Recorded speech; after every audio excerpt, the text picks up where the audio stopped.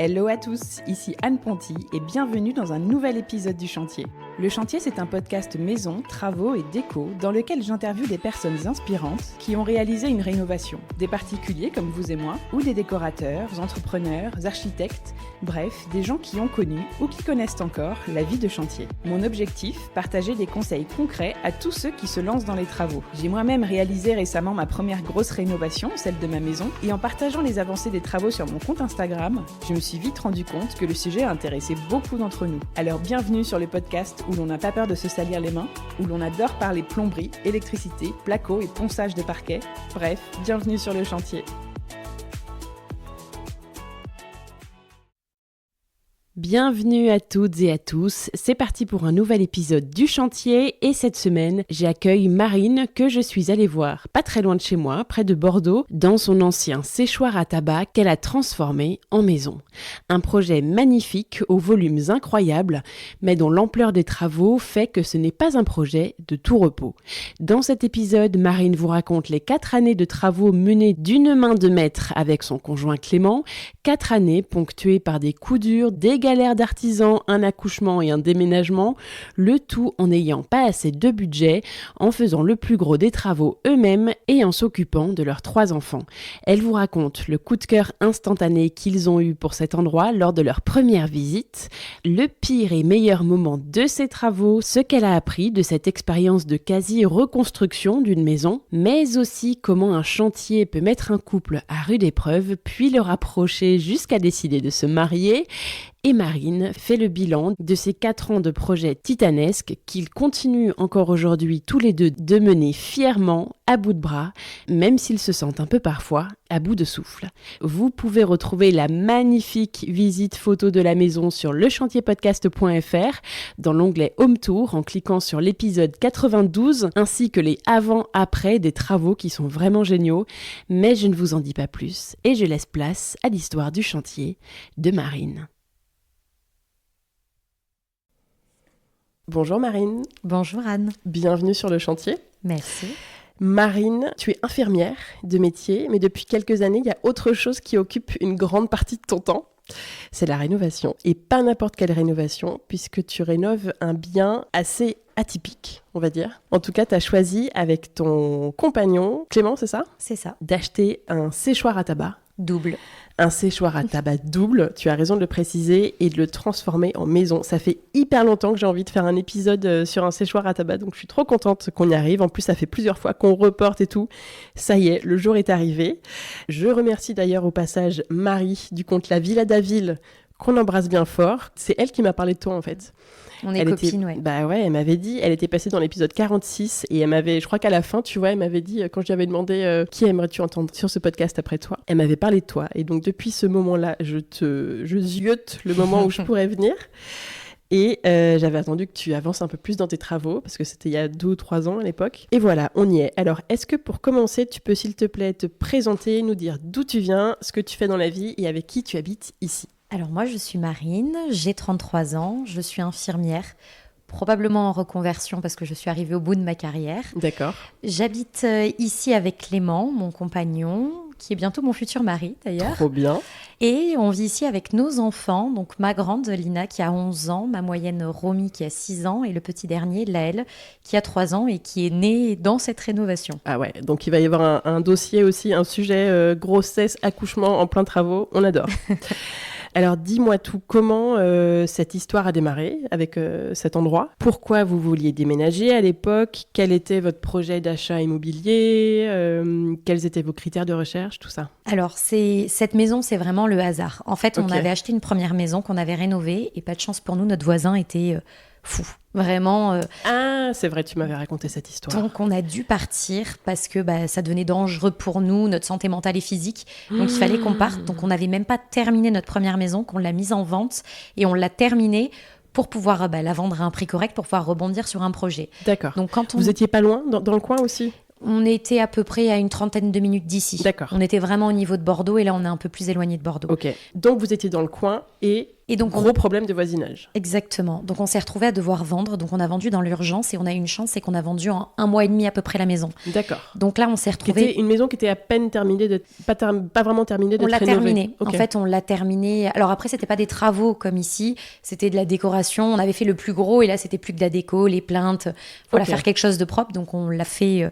Le confinement nous avait beaucoup aidé déjà pour les extérieurs. Donc ça nous avait permis de mettre un petit coup de boost. Exactement. Et en fait, on l'a vendu très rapidement. Et quand on est parti, nos critères, c'était pas de voisins. Ouais. C'était le critère numéro 1. Non, mais il y a tellement d'histoires comme ça où ça te pourrit la vie. Ah ouais. D'avoir c'est terrible. Évidemment, d'avoir un fou à côté de toi. Et puis c'était dangereux. Si en plus il te prend en grippe, oh là là, mon Dieu, quelle horreur. Donc ouais, c'était vraiment vital. Donc c'est un lieu isolé. Voilà, moi alors on a quand même quelques petits voisins parce que sinon il faut avoir un budget no limite. Oui, mais il n'y a pas de promiscuité. Pas du tout. Ouais, t'as une maison qui est proche quand même là. Exactement, mais au final, les voisins qu'on a, on a de la chance. Ils sont sympas. Exactement. Après, on se côtoie pas, mais eux, ils sont plus âgés, leurs enfants sont grands, et honnêtement, ils font pas de bruit. Alors, je pense que c'est plus nous qui les embêtons avec les enfants. Et à côté, ce sont des jeunes, mais la maison a vue de l'autre côté. Donc là, là où ils passent devant chez nous, donc en fait, il n'y a pas du tout, on se côtoie pas, et je pense que personne s'embête. Vous vous gênez pas. Pas du tout. Ok, donc le critère numéro 1, c'était pas de promiscuité en fait. Exactement. Plus que pas de voisins. Non, c'était pas de voisins. Vraiment, c'était mon critère. Quand moi je suis arrivée ici, je voulais pas acheter à cause des 2 petites maisons qu'il y a derrière. Et en fait, t'étais un peu traumatisée du voisinage. Ah, complètement. J'en voulais plus du tout. J'ai dit plus jamais autant d'argent, d'investissement pour au final. Bien sûr, on peut comprendre. Ouais. Donc voilà. Sauf que quand on est arrivé ici, donc déjà on l'a trouvé sur le bon coin. Parce que dans nos critères, il y avait ça. Il y avait moi, je voulais une maison plein sud absolument parce que dans notre ancienne maison, il y avait du plein sud et j'y ai goûté. J'ai dit voilà, toute ma vie, j'aurais marche arrière exactement. Quel bonheur d'avoir du soleil dans sa maison. Et le dernier critère, c'était je voulais quelque chose de grand avec de la hauteur en fait.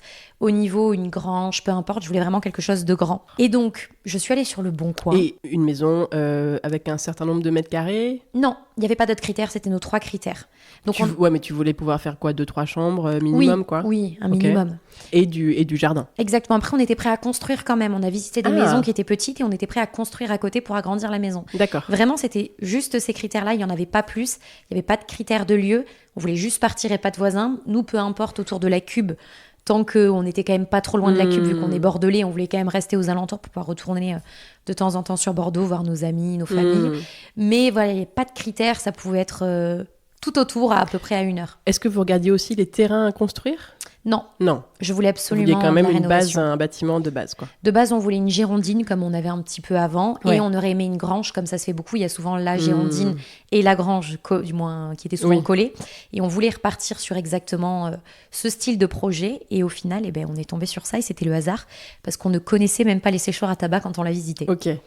Donc, au fil de vos recherches sur Le Bon Coin, vous tombez sur une annonce un peu particulière, du coup. Exactement. En fait, la photo nous a plu tout de suite. Elle était prise de loin, donc on voyait vraiment la longueur du bâtiment en bois. Et on a cliqué. Et sachant que... On a cliqué. On a mis du temps parce que, pour la petite histoire, on s'était mis, quand on a su qu'on vendait, coup de pression, on a visité plein de maisons, plein de biens. Donc, oui, il fallait aller vite. Exactement. On a eu des coups de cœur sur tous parce que nous, on arrive à se projeter partout. Mais bon, après, il faut réfléchir à plein de choses. On se rendait compte qu'au niveau du budget, le secteur, les enfants, ça allait pas. Et donc, celle-ci, on s'est dit, on va quand même aller voir. Et on est parti, donc on avait vu l'annonce sur Le Bon Coin, on a hésité, on s'est dit allez, vas-y on regarde, et on a vu qu'il y avait écrit le nom du village. Et c'était un 14 juillet, donc en fait les agents immobiliers ne travaillaient pas ce jour-là, et on s'est dit vas-y on fait les fous, on y va.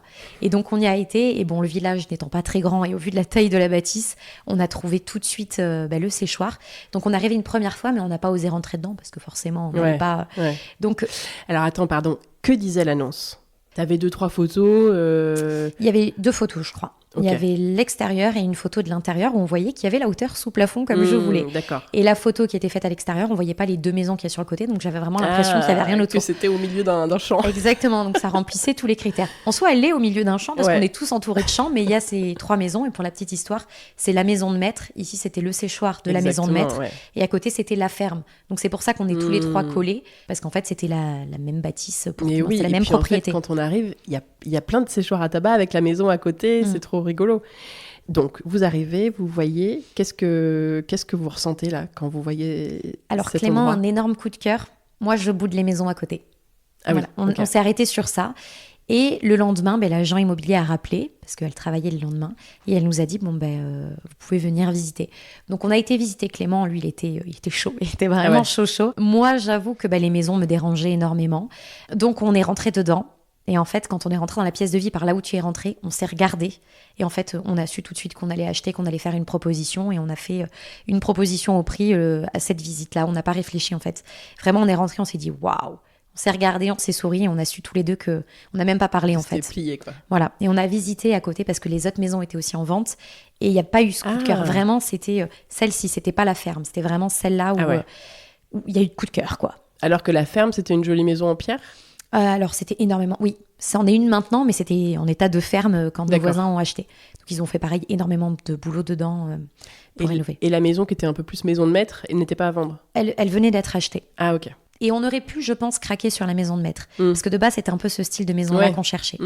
Mais on n'aurait pas eu la hauteur sous plafond. Donc, je ne sais pas si on avait eu le choix. Ça aurait été différent. Ça aurait été un projet très différent. Et attends, je suis en train de relire les notes que je m'étais notées quand on s'était parlé au téléphone, quand on préparait l'épisode. Et je vois, j'avais complètement oublié que tu m'avais dit, ma psy m'a dit d'arrêter de chercher et que je trouverais. Et t'as arrêté. Et un jour, tu te dis... faut que je regarde Le Bon Coin, et t'as regardé Le Bon Coin et t'as vu l'annonce. Exactement. Tu vois, oui. J'y ai pensé, je me suis dit non, je vais pas le dire dans le podcast, tu peux le dire, il y a pas de souci. Mais je me suis dit, je sais pas si tu le dis, mais en fait, l'histoire, c'est ça, c'est pour ça que je te disais, on a visité énormément de biens, on a arrêté, et j'ai réouvert, en fait, Le Bon Coin. Sur un pressentiment. Un pressentiment. J'adore. Et c'était genre, je crois, la deuxième annonce, et c'est pour ça, tu vois, je l'ai regardé, je me suis dit, on clique, et c'est pour ça que je t'ai dit, on clique ou pas. Parce qu'elle m'avait dit, arrête, et je me suis dit, waouh, franchement, la photo, du moins, il y avait un truc, quoi, qui nous attirait. Et on a cliqué, et c'est pour ça que je te disais ça. Et pourquoi il t'avait dit d'arrêter de chercher ? Parce que vous étiez à fond dans les recherches et tout, et ça vous bouffait un peu, quoi. Exactement, la peur de devoir vendre. Après, on a su très rapidement qu'on allait vendre, donc on n'avait pas de temps, parce qu'il y a 3 mois pour retrouver un bien. Et puis, trouver une location, et puis les enfants, l'école, du moins beaucoup de stress. Je comprends. Donc, vous faites une offre ? Oui, tout de suite, au prix. Vous ne voulez pas passer à côté ? Non, on s'est dit, si quelqu'un passe par... non, on n'a pas voulu, on a fait au prix, et... on s'est pas posé de questions.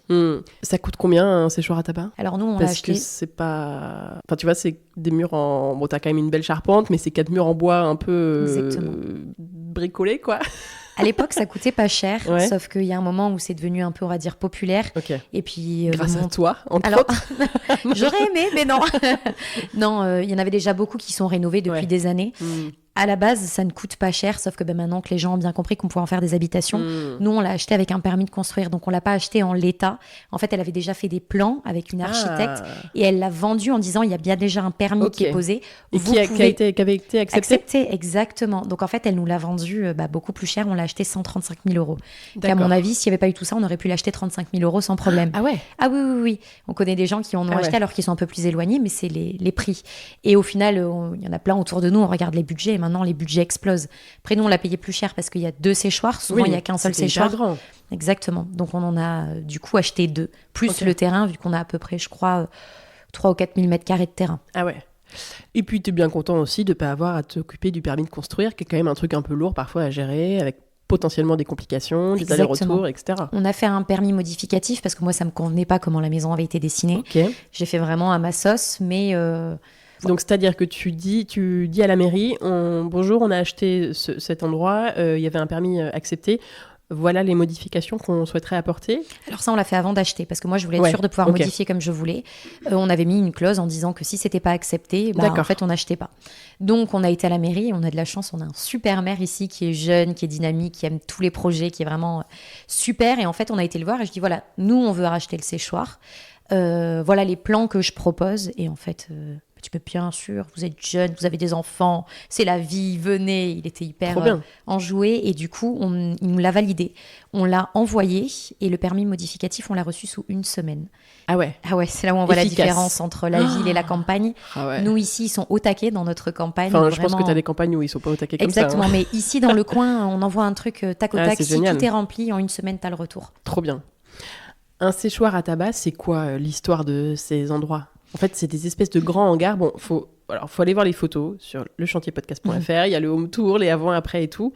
Puis sur ton compte Instagram aussi, le séchoir de maman. C'est ça. M-A-M-E-N-T. Oui, c'est le mât de Marine et le mât de Clément. C'est ce que je suis en train de me dire, ok. Et c'était le jeu de mots maman par rapport aux enfants aussi. Ok. Et donc, c'est un espèce de hangar un peu, en fait, avec des murs. C'est très haut. Il y a beaucoup de hauteur. C'est des proportions qui sont assez particulières. Oui. C'est très en longueur et très en hauteur, en fait. Oui. Et assez étroit. Exactement. En fait, et c'était calculé à l'époque pour pouvoir... En fait, c'est pour faire sécher le tabac. Les gens cultivaient ici le tabac et ensuite, ils venaient les entreposer. Ils les mettaient en hauteur sur des fils... alors, je ne sais plus si c'était de l'acier, mais en tout cas, qui étaient bien costauds parce que quand on a dû les enlever, on s'en rappelle. Ah ouais, il y avait tout ça pendaient. encore. Ah oui. Et ils les pendaient en fait en hauteur pour les faire sécher. D'accord. Et sur toutes les façades, donc sur la façade sud et nord, il y avait des volets pas très large du tout. Ça, oui. Et il y avait plein de volets qui s'ouvraient et ils ouvraient ça et du coup, ça faisait des courants d'air et ça faisait sécher le tabac. Ok. Et c'est vrai que dans la région, il y en a pas mal. En Dordogne, il y en a énormément aussi. Tu as des régions comme ça en France où tu as des spots à séchoir à tabac. Quoi. Enfin, donc, il était encore en l'état de séchoir à tabac. Quoi. Complètement. Limite, tu avais encore le tabac qui était accroché. Quoi. Alors, on avait plus le tabac, ou peut-être un ou deux trucs, mais c'était vraiment tous les mécanismes qu'il y avait au niveau du plafond qui pendaient, qui étaient encore là. Okay. Alors rien de compliqué, hein, c'était juste des fils, sauf que pour tenir le tabac, ça pesait lourd, à mon avis, tout pendu. C'était de sacrés fils et ils avaient laissé ça en place. Sinon, le sécheur avait été entièrement vidé pour la vente, c'était obligatoire. D'accord. Donc on n'avait plus rien dedans, c'était que de la terre battue au niveau du sol et il n'y avait rien d'autre. Ok.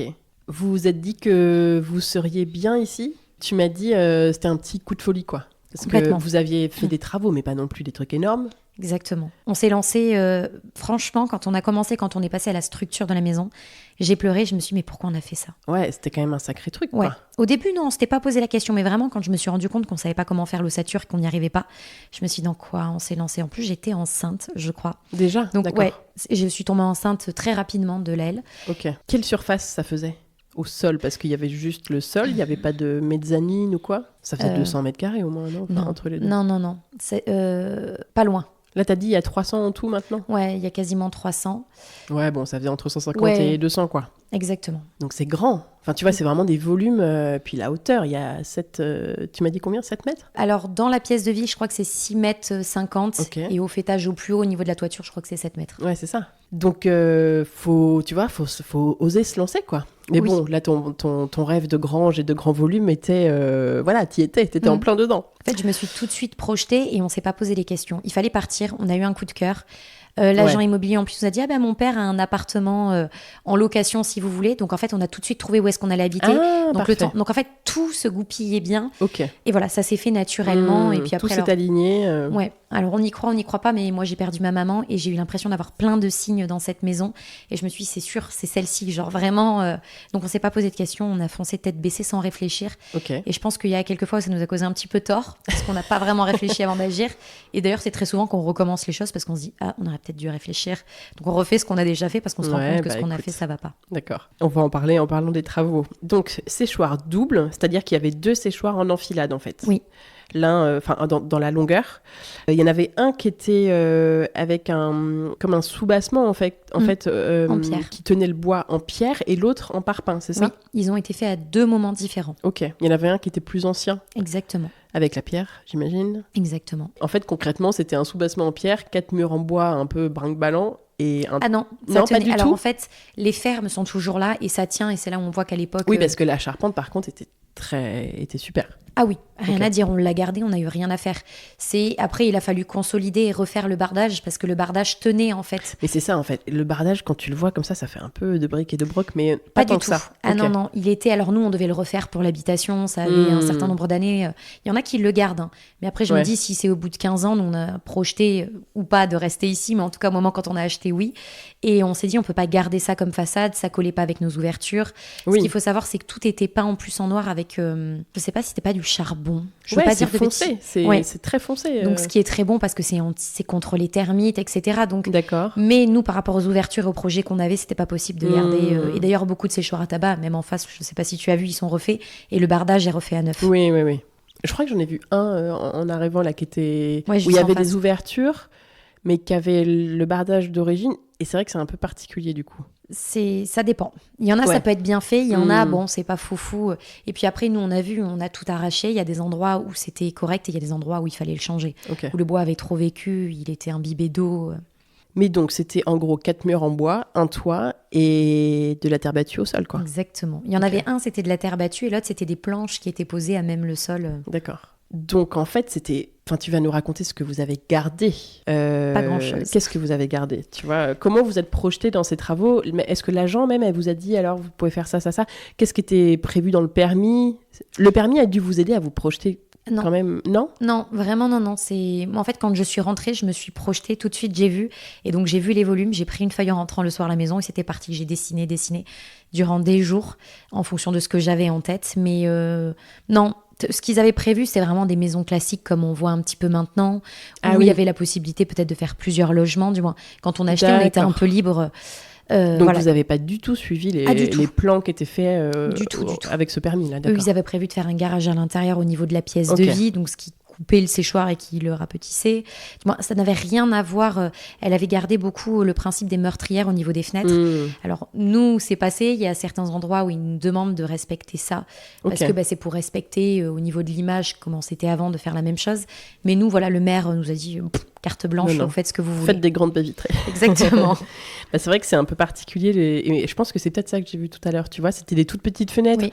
Un peu partout, pas trop de symétrie. Et bon, c'est vrai que c'est un peu spécial. Donc, qu'est-ce que vous alliez garder? Le toit, enfin la charpente? On a gardé uniquement la charpente dans la maison, c'est tout.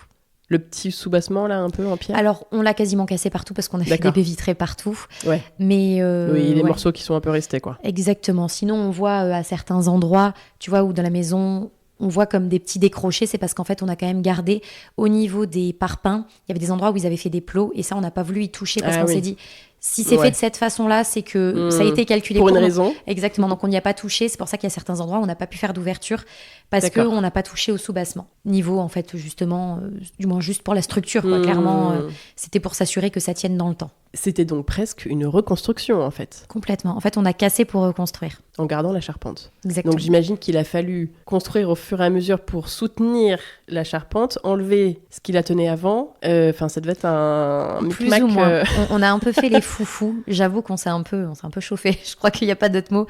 Il y a des moments où on a tout enlevé et on aurait peut-être dû quand même consolider un peu.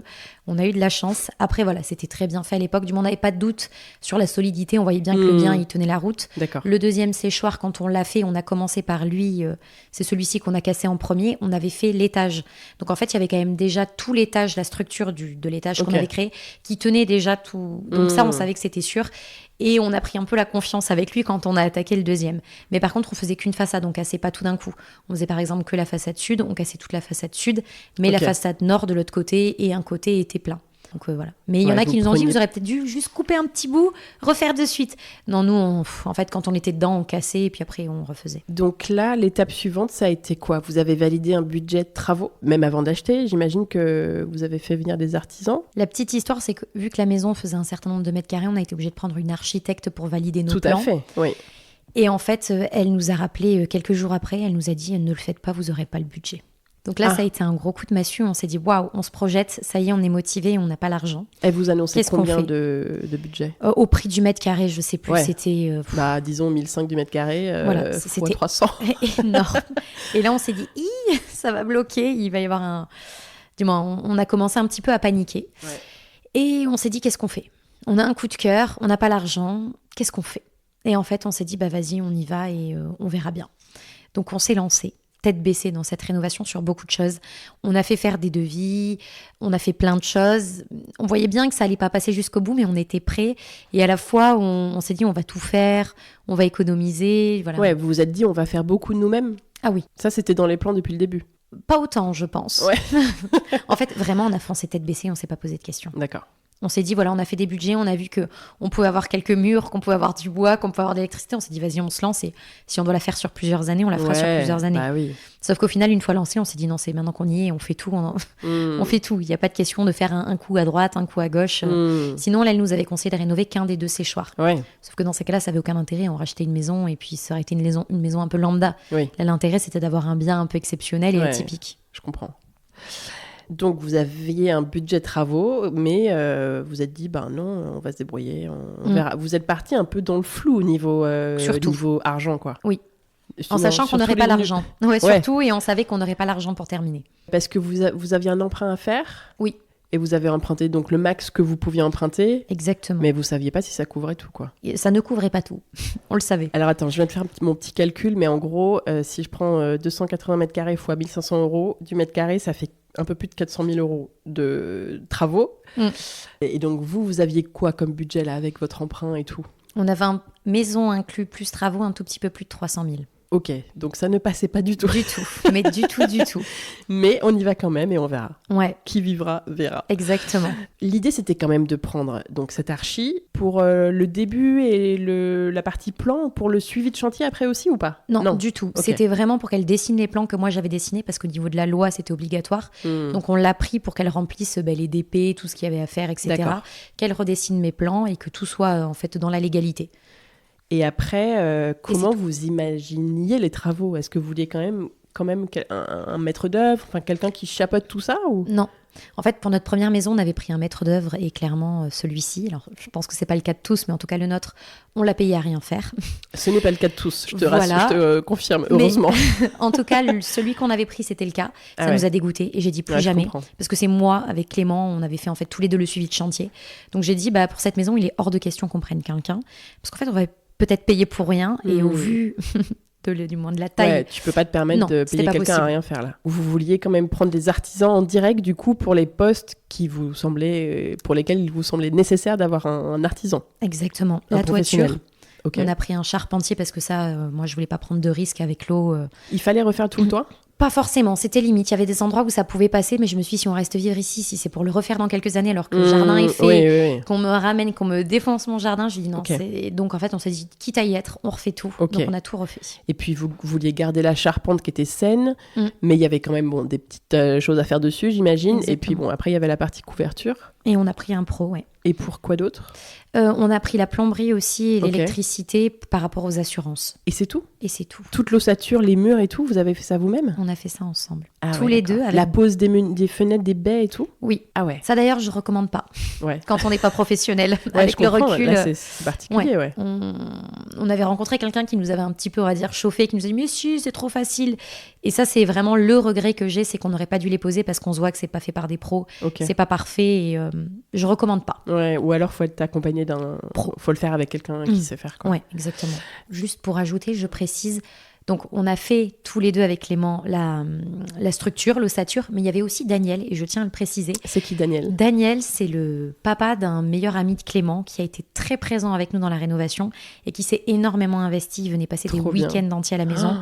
Et je pense que si on en est là aujourd'hui, c'est grâce à lui parce qu'il a été un soutien physique et moral énorme quand on avait des coups de mou tous les deux, qu'on pouvait un peu se prendre la tête. Il était au milieu, mais non, les enfants, il arrivait toujours avec à manger parce que sa femme préparait des trucs à manger. Ah, génial. Et ça a été un soutien. Donc voilà, la rénovation, il a une énorme part dans cette maison. Mais on veut tous un Daniel dans nos travaux. Complètement. Trop bien. Il est extraordinaire et c'est vrai que pour cette maison, il a été... Heureusement qu'il a été là parce que je suis pas sûre qu'on aurait autant gardé le cap. Ouais, sans lui. Comprends. On embrasse bien fort Daniel. Exactement, s'il écoute ce podcast. Comment vous avez décidé des grands changements, tu vois, des plans déjà, parce que en fait, c'est de la construction. Donc là, tu prends une feuille blanche et tu dessines tes cloisons, la circulation entre les pièces, combien de mètres carrés va faire mon salon. Enfin, tu décides de tout en fait, quoi. Et puis aussi, tu vois, des ouvertures, les baies vitrées, où est-ce que tu les mets, machin. Enfin, c'est pas évident. J'ai dessiné et redessiné pendant des jours et des jours. Ouais, c'est ce que tu disais. Et ce qui a été très difficile, c'est que le séchoir est pas très large. Donc en fait, j'avais quand même cette contrainte. Je pouvais pas faire ce que je voulais, donc je me suis pris la tête longtemps. Ouais. Et je savais quand même qu'il y avait des critères que je voulais. Dans mon salon, je voulais garder cette hauteur. Je voulais vraiment faire un étage que pour les enfants. D'accord. Une partie en bas que pour nous. Je voulais vraiment diviser. Je me suis dit, quitte à avoir l'espace, on va le penser intelligemment. Et j'avais en tête, par rapport à notre ancienne maison, tout ce qu'on avait fait qui était pas forcément pratique. Où là, je voulais absolument le faire. Donc j'avais des critères vraiment dans ma tête qui étaient hyper importants. Et ça a été très dur de les mettre en place. Mais à force de dessiner. Alors j'ai fait des concessions parce qu'il y a des choses où c'était pas possible. Mais j'ai quand même réussi je trouve, à faire un truc plutôt pas mal. Ouais, je te confirme. Tu dis qu'il n'y a pas beaucoup de largeur. Alors, c'est vrai que ça fait étroit parce qu'en fait, il y a beaucoup de longueur. Oui. C'est une maison que vraiment en longueur. Je ne sais pas combien il y a de longueur en tout entre les deux séchoirs. Je ne veux pas dire de bêtises, mais je crois que c'est une trentaine de mètres. Ouais, j'allais dire, il y a bien 30 mètres. Oui. Alors qu'en largeur, du coup, il y a quoi ? Un peu plus de 10 ? Un peu plus de 6. Ah ouais, Et ok. oui, c'est Ça pas fait- si large d'accord. que ça. Ok, oui, donc je comprends la problématique. Parce que c'est quand même grand, 6 mètres, mais en fait, c'est pas très grand. Enfin, c'est fait très en longueur. Mais donc pour une c'est... seule pièce, ça va. Mais quand tu veux Hmm. faire un couloir au milieu avec 2 pièces de C'est chaque ça. côté, c'est vachement Oui. plus petit d'un coup. Ouais, d'accord. Est-ce que c'est venu tout seul, tu vois, en redessinant, ou est-ce que tu as cherché des inspi? Est-ce que tu as cherché d'autres projets? Le séchoir à tabac avait été rénové? Pas du tout. Ok. Non, du tout. Vraiment, en fait, j'ai ce truc de la décoration, de tout ça depuis toujours, depuis toute petite. Je m'amuse à dessiner des maisons. Et D'accord. en fait, là, ça a été un terrain de jeu Ah ouais, où, là, c'était ouais. ton moment, quoi. mais par contre, j'étais folle. Je me revois sur la table basse en train de dessiner et m'arracher presque les cheveux en me disant mais ça passe pas, je n'y arrive pas. Et à force, et ben, ça a fini par rentrer à cause des concessions, certes, mais j'ai fini, voilà, je voulais vraiment une suite parentale avec 2 dressings. Je voulais Oh oui, on avoir va en parler de dressing. la fenêtre en face du lit par rapport à la baignoire pour que D'accord. quand on est allongé dans le lit, tout ça, c'était calculé en fait. Tu as fait ça comment? Sur quel logiciel? Aucun. J'ai Sur un dessiné sur des papier. papiers. Ah ouais, ok. À l'ancienne. Exactement. Comment vous avez préparé le début du chantier? Est-ce que dès que vous avez signé et le jour où vous étiez propriétaire, ça commençait? Qu'est-ce qui était prévu? Les artisans étaient bookés? Qui commençait en premier? C'était quoi le plan? Alors, c'était un peu le bazar. Après, moi, Clément sait faire plein de choses. Donc, il savait déjà qu'il allait faire lui-même la chape. Donc, ça, c'était prévu. Ah, ok. Parce qu'il est paysagiste. Donc, en fait, il a quand même l'habitude de faire des tranchées, etc. Il sait faire plein de choses. Et donc, maintenant, il sait tout faire, clairement, maintenant, à la fin de cette rénovation. Donc, on était parti sur... On fait d'abord... on commence par ça, en fait. On commence par la chape au niveau du sol. Donc, l'assainissement, préparer les tuyaux, etc., etc. Donc, c'est Clément qui a commencé. On a été propriétaire, on a signé, mais c'était en fin de journée, donc on n'a pas pu y aller. Et moi, infirmière, le lendemain, je travaillais. Ok. Clément a fait garder les enfants et dès le lendemain, c'était parti. Il avait commencé du coup à gratter, à creuser, enlever les planches, les quelques planches qu'il y avait par terre, et puis c'était parti. Et donc ça a été très long à faire la partie de la chape. Ça a été très prise de tête. C'était, je pense, le début du chantier. On était très stressés et on s'est beaucoup pris la tête. Et quand elle a été terminée, alors j'ai pas pleuré, mais je pense qu'on aurait pu. Ça a été vraiment cette partie, ça a été de la torture où moi j'avais les plans en tête, sauf que Clément lui ne se projette pas du tout. Et puis clairement il me disait bon bah tu décides et moi je fais. Sauf que quand j'arrive après une journée de boulot et que j'arrive devant les évacuations et que je lui dis ah mais c'est pas là que je le veux. Mais tu le voulais où? Ah bah 10 cm à droite. Donc c'est tout bête.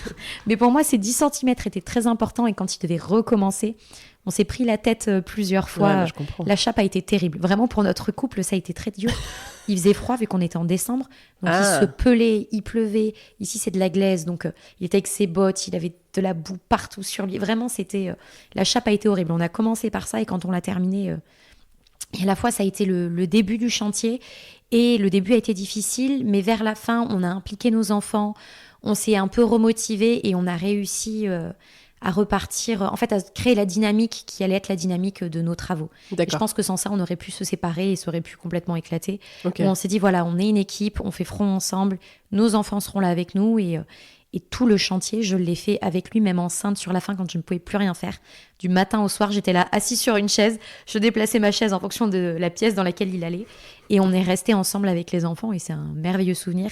Mais voilà, c'est vraiment là, on a commencé par cette chape et ça a été terrible. Ah ouais, ça a mis à rude épreuve même votre couple, quoi. Ah ouais. Ah, on n'était pas d'accord. Bon, voilà, moi, je savais que c'était ces centimètres-là. Mais des fois, c'était même 3 centimètres. C'était ridicule. Ouais, mais là, tu vois, si tu vois ma baignoire avec les 3 centimètres à droite, non, ça va pas par rapport à ma fenêtre. Vraiment, tout était calculé. Et le début, ça a été la chape et ça a été très dur. D'accord. Et après, voilà, ça nous a mis dans une bonne dynamique. En plus, le printemps arrivait, les beaux jours, a dû faire du bien. Complètement. Et est-ce que tu as un souvenir précis du jour 1 du chantier? Alors moi, j'étais pas là le jour 1. Ouais, t'es pas venue, toi. Je travaillais. Donc je me revois quand je suis venue le soir. Ah oui, mais qu'il avait commencé à décaisser, etc. Mais moi, j'étais pas là le premier jour. Ok, mais alors c'est quoi ton souvenir du soir, là, où t'es venue? Qu'il avait trop décaissé à ta gauche. Je suis rentrée, j'ai dit pourquoi t'as gratté autant? Et en fait, j'avais un rêve depuis toujours. J'ai plein de trucs d'enfants où moi, j'ai pas eu la chance de grandir dans une maison incroyable. On vivait en HLM. Donc voilà, donc j'avais plein de petites choses qui sont futiles, mais qui pour moi étaient importantes. Qui te tenaient à cœur? Je voulais que ma terrasse, en fait, que quand j'ouvre mes baies vitrées, ce soit la même hauteur que mon herbe. Ah oui. Grave erreur, parce que quand il y a de l'eau, ça rentre. Ouais. Ça, je ne le savais pas, on a fait l'expérience, mais du coup, on a regratté de l'autre côté pour que ce soit plus bas. Bon, voilà, c'était vraiment mon... Et en fait, quand je suis arrivée, je lui dis « Ah, il avait trop gratté ». Donc voilà, c'est plein de de petits détails le premier jour d'ailleurs où je me suis dit mais là ça va pas, donc pas un bon souvenir. Ah oui, donc le premier jour, direct, ça a été un peu pas dans le conflit, mais sur ça va pas, ça va pas. Plus négatif que trop bien, on est excité, ça démarre. Ouais, exactement. Okay. Et lui, il était dégoûté, je pense qu'il n'y a pas d'autre mot, parce que j'arrive. Il a passé toute la journée là. D'avoir bien avancé. Exactement. Et toi, t'arrives, tu casses tout. Ça va pas. Alors qu'en fait, mais c'était le début, on avait un problème de communication parce qu'on n'avait jamais fait autant de travaux. Du coup, on était un peu. Après, moi, j'ai su comment lui expliquer les choses quand ça m'allait pas. Et ça passait vachement mieux. Mais ça, c'est hyper intéressant, Marine, parce que ça change tout sur un chantier de se parler, de communiquer, d'arriver à trouver la façon de prendre l'autre pour lui dire les choses. Ça change tout. Et t'as raison, parfois, ça finit mal, un chantier, un couple qui se sépare. Et en fait, tu as des moments où ton chantier peut prendre deux chemins différents. Quoi. Complètement. Et malheureusement, il y a beaucoup de personnes qui se séparent pendant la rénovation. Et nous, avec un tel projet, je lui dis maintenant, on a survécu à ça, on survivra à tout, vraiment. Ouais. En plus, les enfants, enceintes pendant les travaux, je dis là, bon, là, vous êtes au top. On a tout fait, quoi. Là, c'est... Tu sais que j'aimerais beaucoup avoir un couple. C'est pas évident à trouver, je pense, pour un témoignage, mais j'aimerais beaucoup avoir sur le podcast, si quelqu'un écoute et veut... postuler, un couple qui a vécu ça, la séparation suite à des travaux, tu vois, parce que ça serait tellement riche d'enseignements. Oui. Donc, il faudrait que je trouve un couple qui est encore en bon terme, tu vois, qui pourrait... Alors, peut-être qu'il n'y a pas besoin que les deux témoignent, mais ça serait intéressant parce que c'est un vrai sujet, quoi. Et puis même, il y a beaucoup de personnes qui ont cette vision-là. Moi, il y en a... Alors, nous, on avait commencé notre compte Instagram quand on a fait la rénovation. Du moins, quand on a commencé la rénovation, en fait, on a ouvert le compte. Et il y a des gens qui me disent, mais pourquoi t'y vas ? Pourquoi t'es tout le temps là ? Moi, à ta place... Mais plein qui m'ont dit, moi, je resterai en gros avec les enfants à la maison pendant que lui, il ferait les travaux. Et c'est vrai que c'est un cliché. Ils sont marrants, les gens. Mais il y a énormément de gens qui font ça, je me suis aperçue, où les hommes vont sur les chantiers et les femmes restent à la maison à s'occuper des enfants, etc. Et je pense que ça, c'est le truc à pas faire quand tu fais une grosse rénovation, en tout cas, où nous, on a été impliqués, toute la famille a été impliquée dès le début dedans. D'accord. Et il y en a beaucoup qui nous disent, moi, des femmes qui veulent pas s'investir, même dans mes copines, mais je juge pas du tout, mais dans leur fonctionnement, c'est voilà, elles font pas, ça les intéresse pas. Et ça, je pense que sur une grosse rénovation, si madame n'est pas investie à 100%, il faut que le couple, ne pas voir l'homme de la journée, ça implique quand même, parce que ça veut dire que son compagnon n'est pas là. Et toi, tu restes à la maison, ménage, enfants. En fait, alors, en effet, quand tu as des enfants, quand tu fais tes travaux, il faut les garder. Et oui. Et du coup, je pense que... Non, mais c'est un vrai truc. Et tu vois, moi, quand j'ai fait mes travaux, on n'avait pas encore d'enfants. Et c'était très bien. Parce que du coup, tu n'as pas ce sujet de qui garde les enfants. Et forcément, tu dois te splitter. Et il y en a un qui se dévoue. Et il y en a un qui va sur le chantier pendant que l'autre garde les enfants. Et bien évidemment, c'est le plus souvent la maman qui garde les enfants. Aussi parce que niveau technique, l'homme souvent, alors dans le couple, tu vois, hétérosexuel classique, l'homme va être plus formé ou va plus savoir faire certaines choses techniques et tout. Et ouais, c'est un schéma qui se reproduit très souvent. Mais alors oui, après, il y a les degrés d'implication, aller sur le chantier quand même pour voir... Mais bon, après, chacun choisit comment il veut s'impliquer. Mais ouais, c'est vrai que c'est un peu dommage que le mec fasse tout seul. Et ça, je pense que ça c'était pas l'envie que tu avais, toi, en tout cas. Non, pas du tout. Vraiment, et puis même enceinte, tu vois, j'ai tout fait, j'ai fait les travaux, je montais à l'échelle en hauteur. Alors maintenant, je te dirais que c'est complètement inconscient. Je le savais, mais on n'avait pas le choix. Pas de l'avoir fait. Non, puis financièrement, c'était si je l'aidais pas, en fait, ça n'avançait pas et on pouvait payer personne. Donc il fallait bien que je monte. Il fallait que tu aies une maison quand tu accouches. Exactement. Et on l'a fait. On l'a eu, la maison. Trop bien. Donc, début de chantier compliqué. Comment ça s'est passé ensuite ? Il y a eu 1 an de grosses œuvres, je crois. On est parti sur 1 an de grosses œuvres et on a aménagé. Donc, il nous arrivait plein de problématiques, mais on a aménagé ici. Mon fils avait 4 jours. On n'avait pas d'électricité, pas d'eau chaude, pas d'assainissement. Vous aviez rendu l'appart, vous étiez obligé d'arriver, quoi. Alors, en fait, on avait prévenu, on aurait pu rester dans l'appartement, sauf qu'en fait, nos factures d'électricité étaient énormes parce que c'était du simple vitrage et que ça nous coûtait tellement cher que on s'était dit, là j'accouche, alors on aurait pu rester plus, mais il fallait qu'on parte, on n'en pouvait plus d'être dans cet appart parce que nous, ce qu'il faut savoir, c'est qu'avec Clément, on dormait dans l'entrée, les enfants avec une... Ah oui, c'était pas un appart, c'était un ancien cabinet de kiné, donc le truc n'était pas du tout adapté, donc il y avait quand même une cuisine, on avait réussi à faire un petit truc un peu sympa, mais on n'en pouvait plus d'être à 4 là-dedans avec un bébé qui arrivait, on n'avait pas de place pour mettre le berceau dans notre chambre vu que c'était même pas une chambre. Ouais, c'était un peu il fallait qu'on parte. Okay. Sauf qu'on s'était mis ça et au final l'électricien m'a annoncé j'avais accouché, j'avais peut-être 3 jours, allez. J'étais rentrée de la maternité où je l'ai appelé en disant il faut vraiment que tu viennes terminer. C'est là où il nous a dit non mais je terminerai pas, j'arrête. Et il nous a planté. Le jour où tu rentres de la maternité. Exactement, on allait sur l'appartement et on déménageait le lendemain du coup. Donc là je me suis Et là ton effondrée. électricien te lâche, alors que ça on est où l'électricité à ce moment-là? Ça on est nulle part, tous les câbles sont passés mais on ne sait pas lesquels et lesquels. Donc ça a été une erreur de notre part, mais on ne nous avait pas prévenu donc on ne pouvait pas savoir. Il avait étiqueté les fils mais juste en mettant un petit signe dessus. Alors je ne sais pas comment pour dire tel fil c'est tel endroit. La maison est très grande donc pour savoir voilà. Sauf que nous quand on a peint et en fait on n'a pas fait gaffe, on a peint aussi sur les câbles donc il n'y avait plus les traces. Ah d'accord. Donc le nouvel électricien qu'on a pris a galéré à retrouver chaque câble qui allait où et il a dû faire plein de nouvelles lignes parce qu'en fait il ne retrouvait pas d'où ça venait quoi. Donc cette première année de travaux, vous en étiez où à la fin là quand t'as accouché? C'était comment ici? Alors, on avait pu faire... Ah si, je dis n'importe quoi, j'ai oublié des gens qu'on avait pris. On a pris un plaquiste. Ok. Ah t'imagines là? On n'aurait pas pu. Non mais là, il y a combien de... Ça aurait pas été possible. de placo à Surtout poser. Que Clément déteste ça en plus. Donc là, pour le coup... non. Non, tu vois, j'avais oublié. Mais c'est vrai qu'on avait pris un plaquiste et le sol avait été posé pendant que j'étais à la maternité, là. Celui de la pièce de vie et de nos chambres. Parce que vu que c'était en bâton rompu, je voulais absolument pas qu'on prenne le risque de mal faire. Parce que au prix de ce parquet-là, j'ai dit il faut absolument qu'il soit bien posé par un pro. Donc, ça va été quoi les étapes? La charpente, qui avait été peut-être un peu révisée. Alors, on a fait la chape. Donc, on a commencé par la chape. Ouais. Ensuite, une fois que la chape a été faite, on a fait l'étage. Le plancher de l'étage. Exactement. Et ensuite, le couvreur est venu pour s'occuper de la toiture. Et nous, en même temps, on a commencé à casser en fait le bardage qui est existant. D'accord. Et on est parti sur tout démolir. Et ensuite, on a tout reconstruit. En ossature bois? Oui. On est parti. Donc, on a tout cassé. Ensuite, on a mis... Alors les termes, Clémence, il était là, il me fâcherait, je me rappelle plus du nom exactement, mais on a mis les bouts de bois en fait qui servaient à tenir la charpente entre elles-mêmes, mais au niveau des murs. Alors c'est pas du tout les termes techniques, les professionnels vont s'arracher les cheveux. C'est pas grave. Mais je les connais pas. Du moins, je les ai connus, mais je m'en rappelle plus. Et donc voilà, donc on a commencé par faire l'ossature en bois. Une fois que l'ossature a été faite, on est venu poser de l'OSB par-dessus. Une fois qu'on a mis l'OSB, on est venu protéger par rapport au pare-pluie. Et ensuite, ça a été litho contre litho pour pouvoir ensuite poser le bardage. Et à l'intérieur, après, ça a été... Alors, sachant qu'on n'a pas tout de suite fait le bardage, il fallait qu'on avance la maison. On a fait le bardage pendant que j'avais accouché. Donc, on avait vraiment mis l'OSB et le pare-pluie. Et pendant ce temps-là, après, une fois que ça a été terminé, on est rentré à l'intérieur et on a mis tout l'isolant, laine de bois. Vous avez fait de laine de bois, du coup? Oui. Super. Ouais, on voulait vraiment que ce soit super bien isolé. On voulait que... Et ça, on avait fait faire une étude thermique par rapport à ça. D'accord. C'est intéressant. La laine de bois, c'est génial. Hein. Ouais, ça coûte cher. Mais il paraît que ça coûte pas beaucoup plus cher maintenant que... Alors, c'est sûr que c'est un peu plus que la laine de verre. Enfin, en fait, à long terme, je pense que t'es tellement mieux isolé que tu t'y retrouves, quoi. Complètement. Faut le voir un peu comme un investissement, je pense. C'est ça.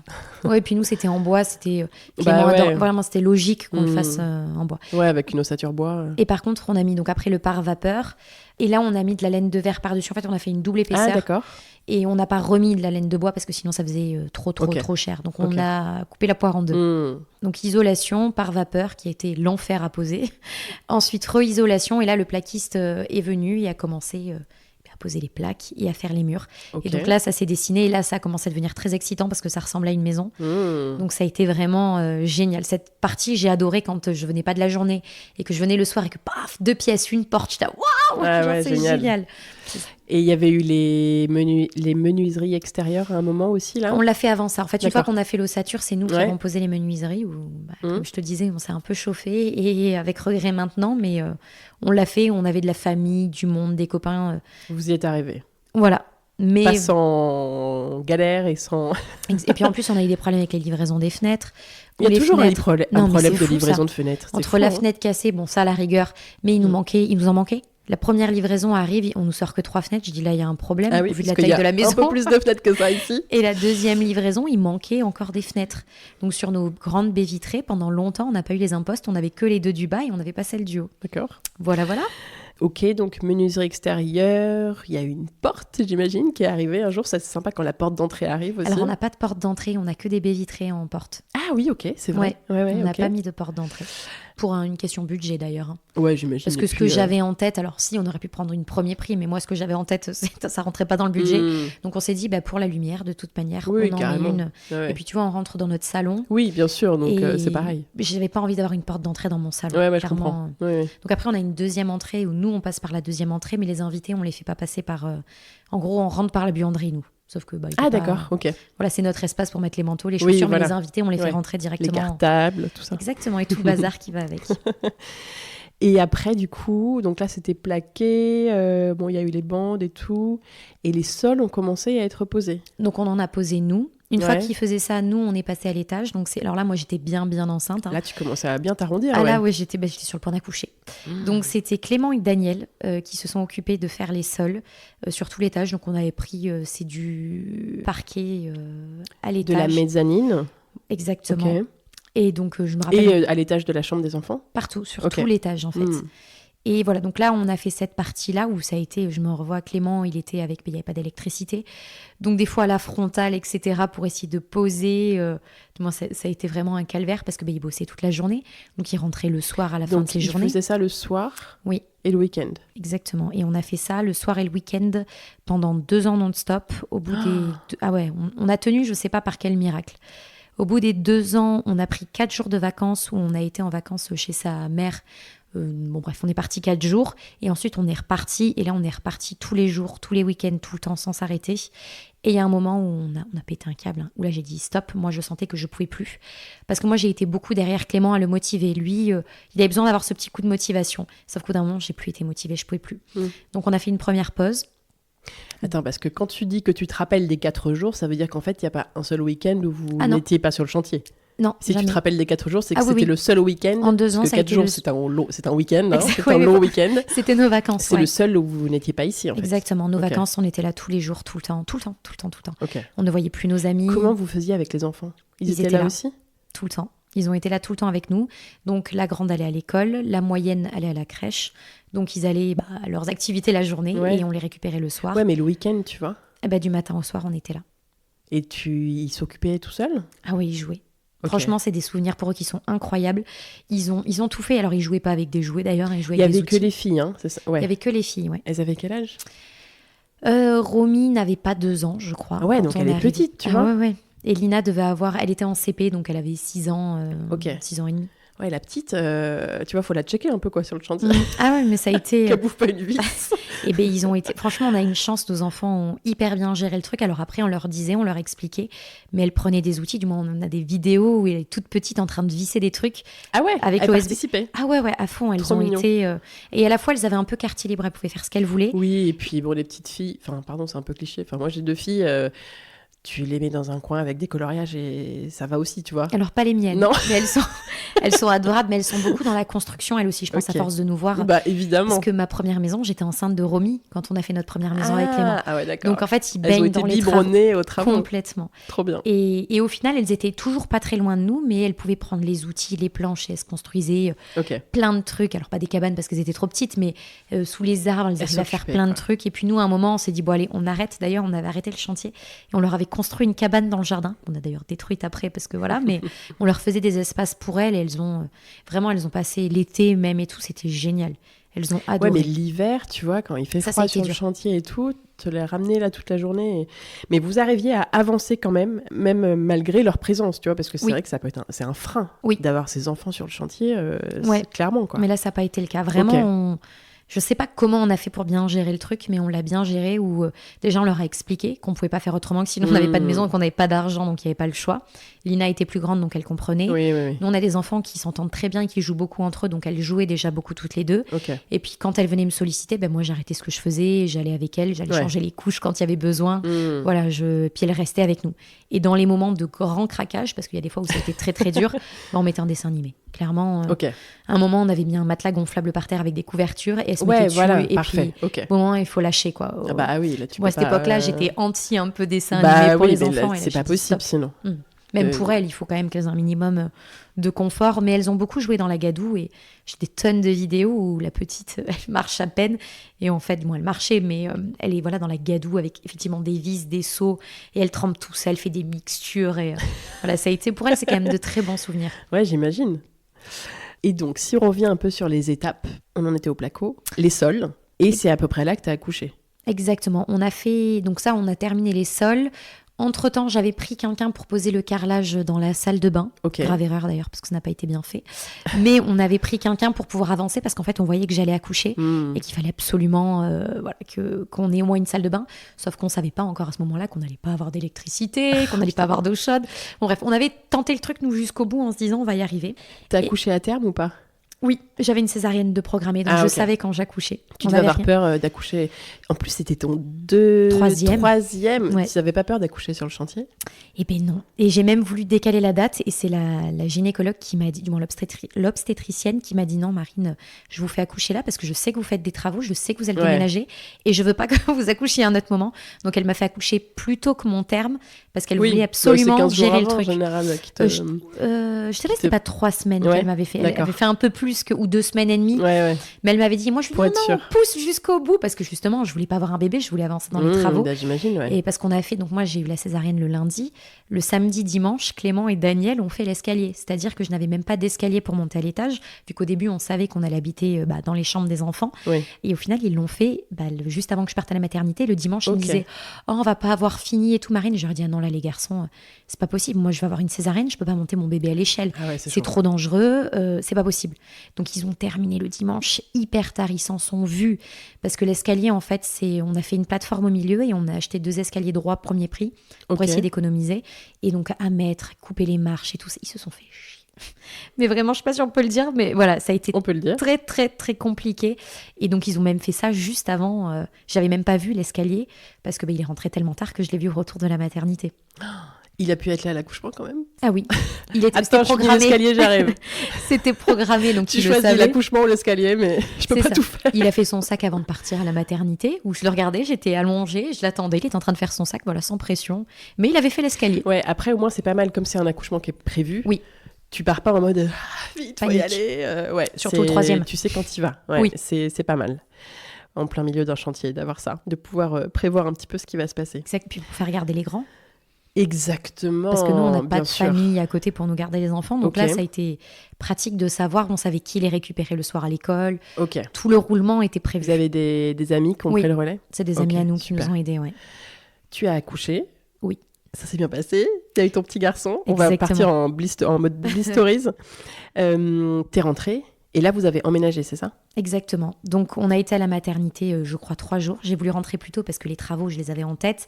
Pendant ce temps-là, ils étaient en train de poser le parquet. C'est 5 jours en général. Ouais, mais c'était mon 3e. Et puis bon, voilà, je suis infirmière, exactement. Rester là, et elle venait même pas me voir. Je voyais pas l'intérêt de rester à la maternité. Ouais, les 3e, elles viennent pas trop te voir, je pense. Non, pas du tout même. Tout va bien, oui. Oui, à ce exactement. soir. C'était exactement. Donc j'étais là, quel est l'intérêt de rester dans cette pièce? Je tournais en rond, j'avais pas mes filles. Puis voilà, avec la maternité, certaines m'agaçaient, donc j'étais là, je veux rentrer chez moi.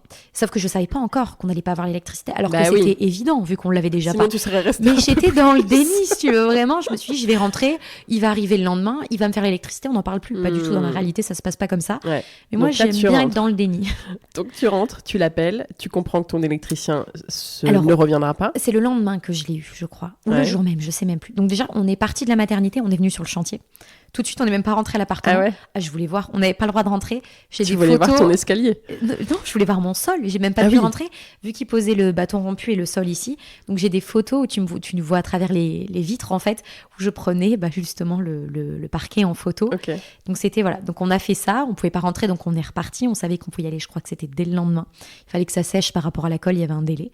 Et le lendemain, j'appelle l'électricien en lui disant voilà, il fait trop froid, il faut que tu fasses quelque chose. Et c'est là où il nous a dit non, mais en fait, je m'en fous, je reviendrai pas, j'arrête. Il a été odieux. J'ai rappelé, j'ai eu sa femme au téléphone qui m'a gentiment dit que je pouvais crever avec mon bébé, qu'elle en avait rien à foutre. Et pourquoi il a arrêté? Alors, je pense que c'est par rapport à l'histoire des fils. En fait, ce qui s'est passé, c'est que ça se passait très bien. On l'invitait à manger, tout allait très bien. Il restait avec nous, tout allait très bien. Il s'est blessé. Et là, il nous a dit, je peux plus venir pendant un certain temps. Bon, il s'est blessé, nous, hyper cool. C'est vraiment pas stressé avec Clément. On s'est dit, bon, bah écoute, pas de souci, tu reviens quand tu vas mieux. Sauf que le temps passait, puis il revenait pas. Et puis on a réussi sur la fin, avant que j'accouche, à le faire revenir. Sauf qu'en fait, quand il est revenu la dernière fois, il avait décrété qu'il reviendrait plus. Je pense qu'il a vu qu'il manquait les traces sur les fils et qu'il s'est dit, bon, bah j'ai pas envie de me faire chier. Clément a pas été désagréable, mais il l'avait mauvaise, donc je pense qu'il l'a ressenti parce que quand même, il a l'argent et puis ça fait 3-4 mois qu'il est pas venu sur le chantier pendant que nous on avance, on galère, voilà. Et je pense qu'à partir de là, donc je l'ai appelé une première fois. Il m'a dit ça et en fait après, je sais même pas si c'était pas par SMS d'ailleurs. C'était par SMS, c'est sa femme que j'ai eu au téléphone, que lui il m'a dit qu'il ne reviendrait plus. Et donc là j'ai appelé parce que forcément la panique m'envahit, je viens d'accoucher, mon bébé a 4 jours. Dieu, Et en fait c'est là où sa femme m'a répondu, c'est là où elle m'a dit ça. Et là je me suis dit, ah ouais d'accord. Ok. Elle a dit tu peux crever avec ton bébé? Oui, c'est moi, textuellement. Si, c'est ce qu'elle m'a dit. Qu'elle en avait rien à foutre et que je pouvais crever avec mon bébé. Ah, c'est sympa. Une femme qui est une mère d'ailleurs, on apprécie beaucoup. Mon Dieu. Je crois beaucoup au karma. Donc on verra. Bah voilà. Ok, donc là, la panique. vous emménagiez quand même, donc il y avait un déménagement de prévu là. Ah oui, on avait prévu le déménagement en fait le samedi. Ok. Donc j'ai accouché le lundi. Que vous faisiez vous-même ou avec des déménageurs? Avec des amis. Okay. Non, pas le budget pour les déménageurs. Oui, en fait, dès qu'il y a de l'argent en jeu, on faisait par nous-mêmes. Donc des amis sont venus nous aider. Sauf que moi, sur la fin de la grossesse, j'en pouvais plus. J'avais pas réussi à terminer tous les cartons. Donc il y a des moments où ils sont arrivés dans notre cuisine, dans l'ancien appartement. C'est eux qui ont fait les cartons. En fait, Clément devait le faire. Moi, j'en pouvais plus. Le bordel de cette période de votre vie là. Ah, ça a été un bordel sans. En plus, c'était l'hiver. Il faisait un froid horrible. On était en quoi? Décembre. Ah ouais. Et Noël qui arrive et tout. Oh là là. Okay. Ah, ça a été. Et donc, moi, je venais d'avoir ma césarienne, donc j'avais le droit de rien faire et de rien porter. Bien sûr. Sauf qu'en tant que contrôle du maniaque, je me suis dit, au vu de la taille de la maison, ils avaient décidé de mettre tous les trucs dans le salon. J'aurais dit, ah non. Au bout d'un moment, je leur ai dit, sachant qu'on avait acheté un chauffage électrique, qu'on avait tiré sur le compteur de chantier, parce que mon fils et mes filles, je pouvais pas les laisser sans électricité, sans chauffage. Le bébé venait de naître. Donc, c'est une copine à moi avec son mari qui était dans cette pièce-là, qui s'occupait de mon bébé. Et moi, en fait, je faisais, je drivais tout le monde. D'accord. Quand je me suis aperçue qu'ils mettaient tout dans le salon, je leur ai dit, ah non, parce que moi, je vais pas pouvoir. Oui, je vais pas porter les cartons pour les mettre dans la bonne pièce après. Donc après, je devais driver tout le monde. Bon, j'ai porté clairement des cartons, alors que je devais pas, mais j'ai fait au mieux. Et quand ça a été terminé, qu'ils sont partis, waouh, il y en avait partout. Rien n'était terminé. Tiré un peu. Un petit peu. Mais il y avait des endroits un peu propres pour mettre les cartons et tout, tu vois ou... Alors, dans la chambre des enfants, on avait pu poser la tapisserie dans la chambre de Romy. Ah, donc les chambres des enfants étaient OK. Oui, les deux chambres. Il y avait même les papiers peints. Dans les deux. Après, Lina, c'était pas fait, c'était juste propre. Et on avait fait l'étage, on avait réussi à faire quelque chose de propre. Vu qu'il y avait le placo, on avait tout peint à l'airless. Ce qui était d'ailleurs pour nous une grave erreur, parce qu'en fait, il y avait plein de choses qu'on savait pas. Le sol, il y avait de la poussière. Quand on a fait pshhh, ça a projeté toute la poussière sur les murs. Donc on a dû notre maison, on a tout refait parce qu'on a tout fait en même temps. On a dû reponcer tous nos murs et repeindre tous nos murs. Donc toute notre maison que tu vois, on l'a refait une deuxième fois parce qu'en fait, quand on est aperçu, c'était trop tard. Attends, redis-moi. Donc c'était au pistolet là, c'est ça, la peinture? Pourquoi ça a projeté la poussière partout? Parce qu'en fait, il y en avait sur le sol et nous, on n'avait pas pensé à ça. Le sol était pas nickel et quand on l'a fait, en fait, avec la pression, ça a fait voler les particules et ça a fait Le sol n'était pas protégé? Non. Ok. Parce qu'en général, tu as une bâche au sol quand tu fais. On n'avait pas encore posé le parquet. D'accord. Parce que là, je te l'ai oublié, mais on n'avait pas encore posé le parquet. On a peint d'abord, justement, vu qu'on le faisait avec ça. Oui, donc tu t'en fous s'il y a des taches dessus. Voilà. Sauf que on n'avait pas pensé à ça. Vraiment, vu qu'on connaissait pas, on l'avait jamais fait, on savait pas. Donc, du coup, on a dû tout poncer et tout repeindre. Voilà. Et pourquoi poncer? Tu peux pas juste parce que ça faisait épousseter entre guillemets, enlever la poussière? Avec la peinture, ça avait séché. En fait, quand tu le propulses, tu as la peinture qui est d'accord. humide. Donc en fait, c'est venu et la poussière qui s'est incrustée dedans dans la peinture. Ça a fait un mélange, ouais. Et du coup, quand tu passais ta main, c'était granuleux et visuellement, c'était pas beau. Et j'en avais parlé sur Instagram, et c'est arrivé à d'autres personnes. Donc certains m'ont dit, nous on laisse comme ça, et j'étais non, moi c'est pas possible, je peux pas laisser ça comme ça. Donc on a tout refait, toutes les pièces de la maison, on a tout reponcé, on a tout repeint. Le rez-de-chaussée aussi? Oui. Le salon aussi? Avec le plafond cathédrale? Oui, alors on n'a pas poncé le haut. Ouais. Et j'ai pas encore repeint le bas, mais c'est prévu, on va le faire, mais j'ai tout reponcé. Ah, tu montreras la différence, ça m'intéresse alors, de voir. Je suis pas sûre que tu puisses voir, parce que c'est trop haut. Ouais, okay. Parce que j'étais montée à l'échelle, donc je suis montée à 3-4 mètres, un truc comme ça, où j'ai pensé. C'est les derniers mètres du haut où c'est comme ça. Et B, on a foncé tête baissée. Tu vois, c'est ce qu'on disait tout à l'heure. Et j'ai l'impression qu'il y a toujours un truc qui se rajoute. Je sens que tu vas encore me dire. Et en plus, il y a eu ça. Ah, mais c'est ça. Vraiment, en fait, on a foncé tête baissée sur plein de choses. On n'est pas des professionnels. Et je pense qu'il y a des fois où on s'est fait avoir. Tu vois, ça, c'est une bêtise. Il y aurait eu un pro, il nous l'aurait peut-être dit en nous disant faites attention. Nous, on ne s'est pas posé de questions. Il faut bâcher aussi le sol. Il faut le nettoyer. Pas forcément le bâcher, mais il faut qu'il soit bien propre. Ok. Et nous, c'était pas le cas. D'accord. Il n'était pas dégueu, mais bon, tu sais, c'était il y avait des trucs de chantier, quoi. Ouais. Voilà. Ça, c'était... Là, du coup, à ce moment-là, vous avez tout refait, la peinture et tout? Non, c'était avant que t'accouches. Alors, non, on l'a fait après que j'ai accouché, tout refaire. Là, on avait fait la peinture et là, on a aménagé comme ça. On avait posé la tapisserie dans la chambre des enfants, les murs étaient peints en blanc. Et c'est après, parce qu'on a fait au mieux, c'est-à-dire qu'on a posé la tapisserie, ça faisait propre, mais c'était pas fait dans les finitions. Les finitions de toute la maison, on a commencé à les faire à partir de la 3e année. C'est ça. Alors, attends, raconte-nous la 2e année déjà, où vous étiez là, du coup. Ça a été où il y avait un petit bébé en plus, Naël. Et où là, vous avez fait tout le second œuvre, en fait. Vous avez terminé le second œuvre. Terminé les sols, terminé la peinture, refait la peinture. Non, pas encore. Non, pas encore. On l'a fait sur la 3e année. Okay. Ouais. Là, on était encore sur la 2e partie. La plomberie, les lecs et tout ça, quoi. Exactement. Parce qu'il y avait des sanitaires quand vous avez emménagé? Non. Donc on allait faire dans un seau à l'ancienne et le matin avec ton bébé et toi césarienne. Et ta cicatrice et tout. Ah putain. Ah, c'était un enfer. Vraiment, avec le recul, je me dis mais comment on a fait de merde là. Oui. Ok. Oui. Donc en fait, ça a été vraiment en 4 temps. Il y a eu le premier temps, c'était le gros œuvre. Le deuxième temps, c'était le gros œuvre, on va dire, mais à l'intérieur, c'était pas du gros œuvre, mais voilà. Non, ouais, mais... Et ensuite, il y a eu la 3e année et la 4e année où là, on est rentré dans la décoration, les finitions, qui n'en terminent jamais. Exactement. Et donc en fait, là, on est reparti sur la chambre des enfants où là, on a tout repensé, tout repeint, fait la déco. Au niveau des poutres, c'est tout bête, mais tout jointé. Voilà, c'est un boulot énorme.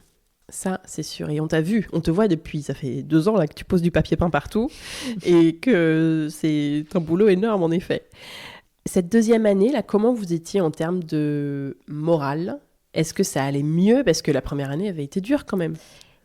Alors, la première année, on a été très excités quand on s'est mis à faire l'ossature parce que c'était dingue. À faire vraiment, c'est... Waouh, je pense que des fois, quand on voit des projets, on se dit « Oh, qu'est-ce qu'on aimerait le refaire ?» On s'est éclaté à faire l'ossature avec Clément. On était tous les deux, les enfants étaient à l'école. Et vraiment, on a été hyper complices. Ça a été, vraiment, cette période-là a été géniale.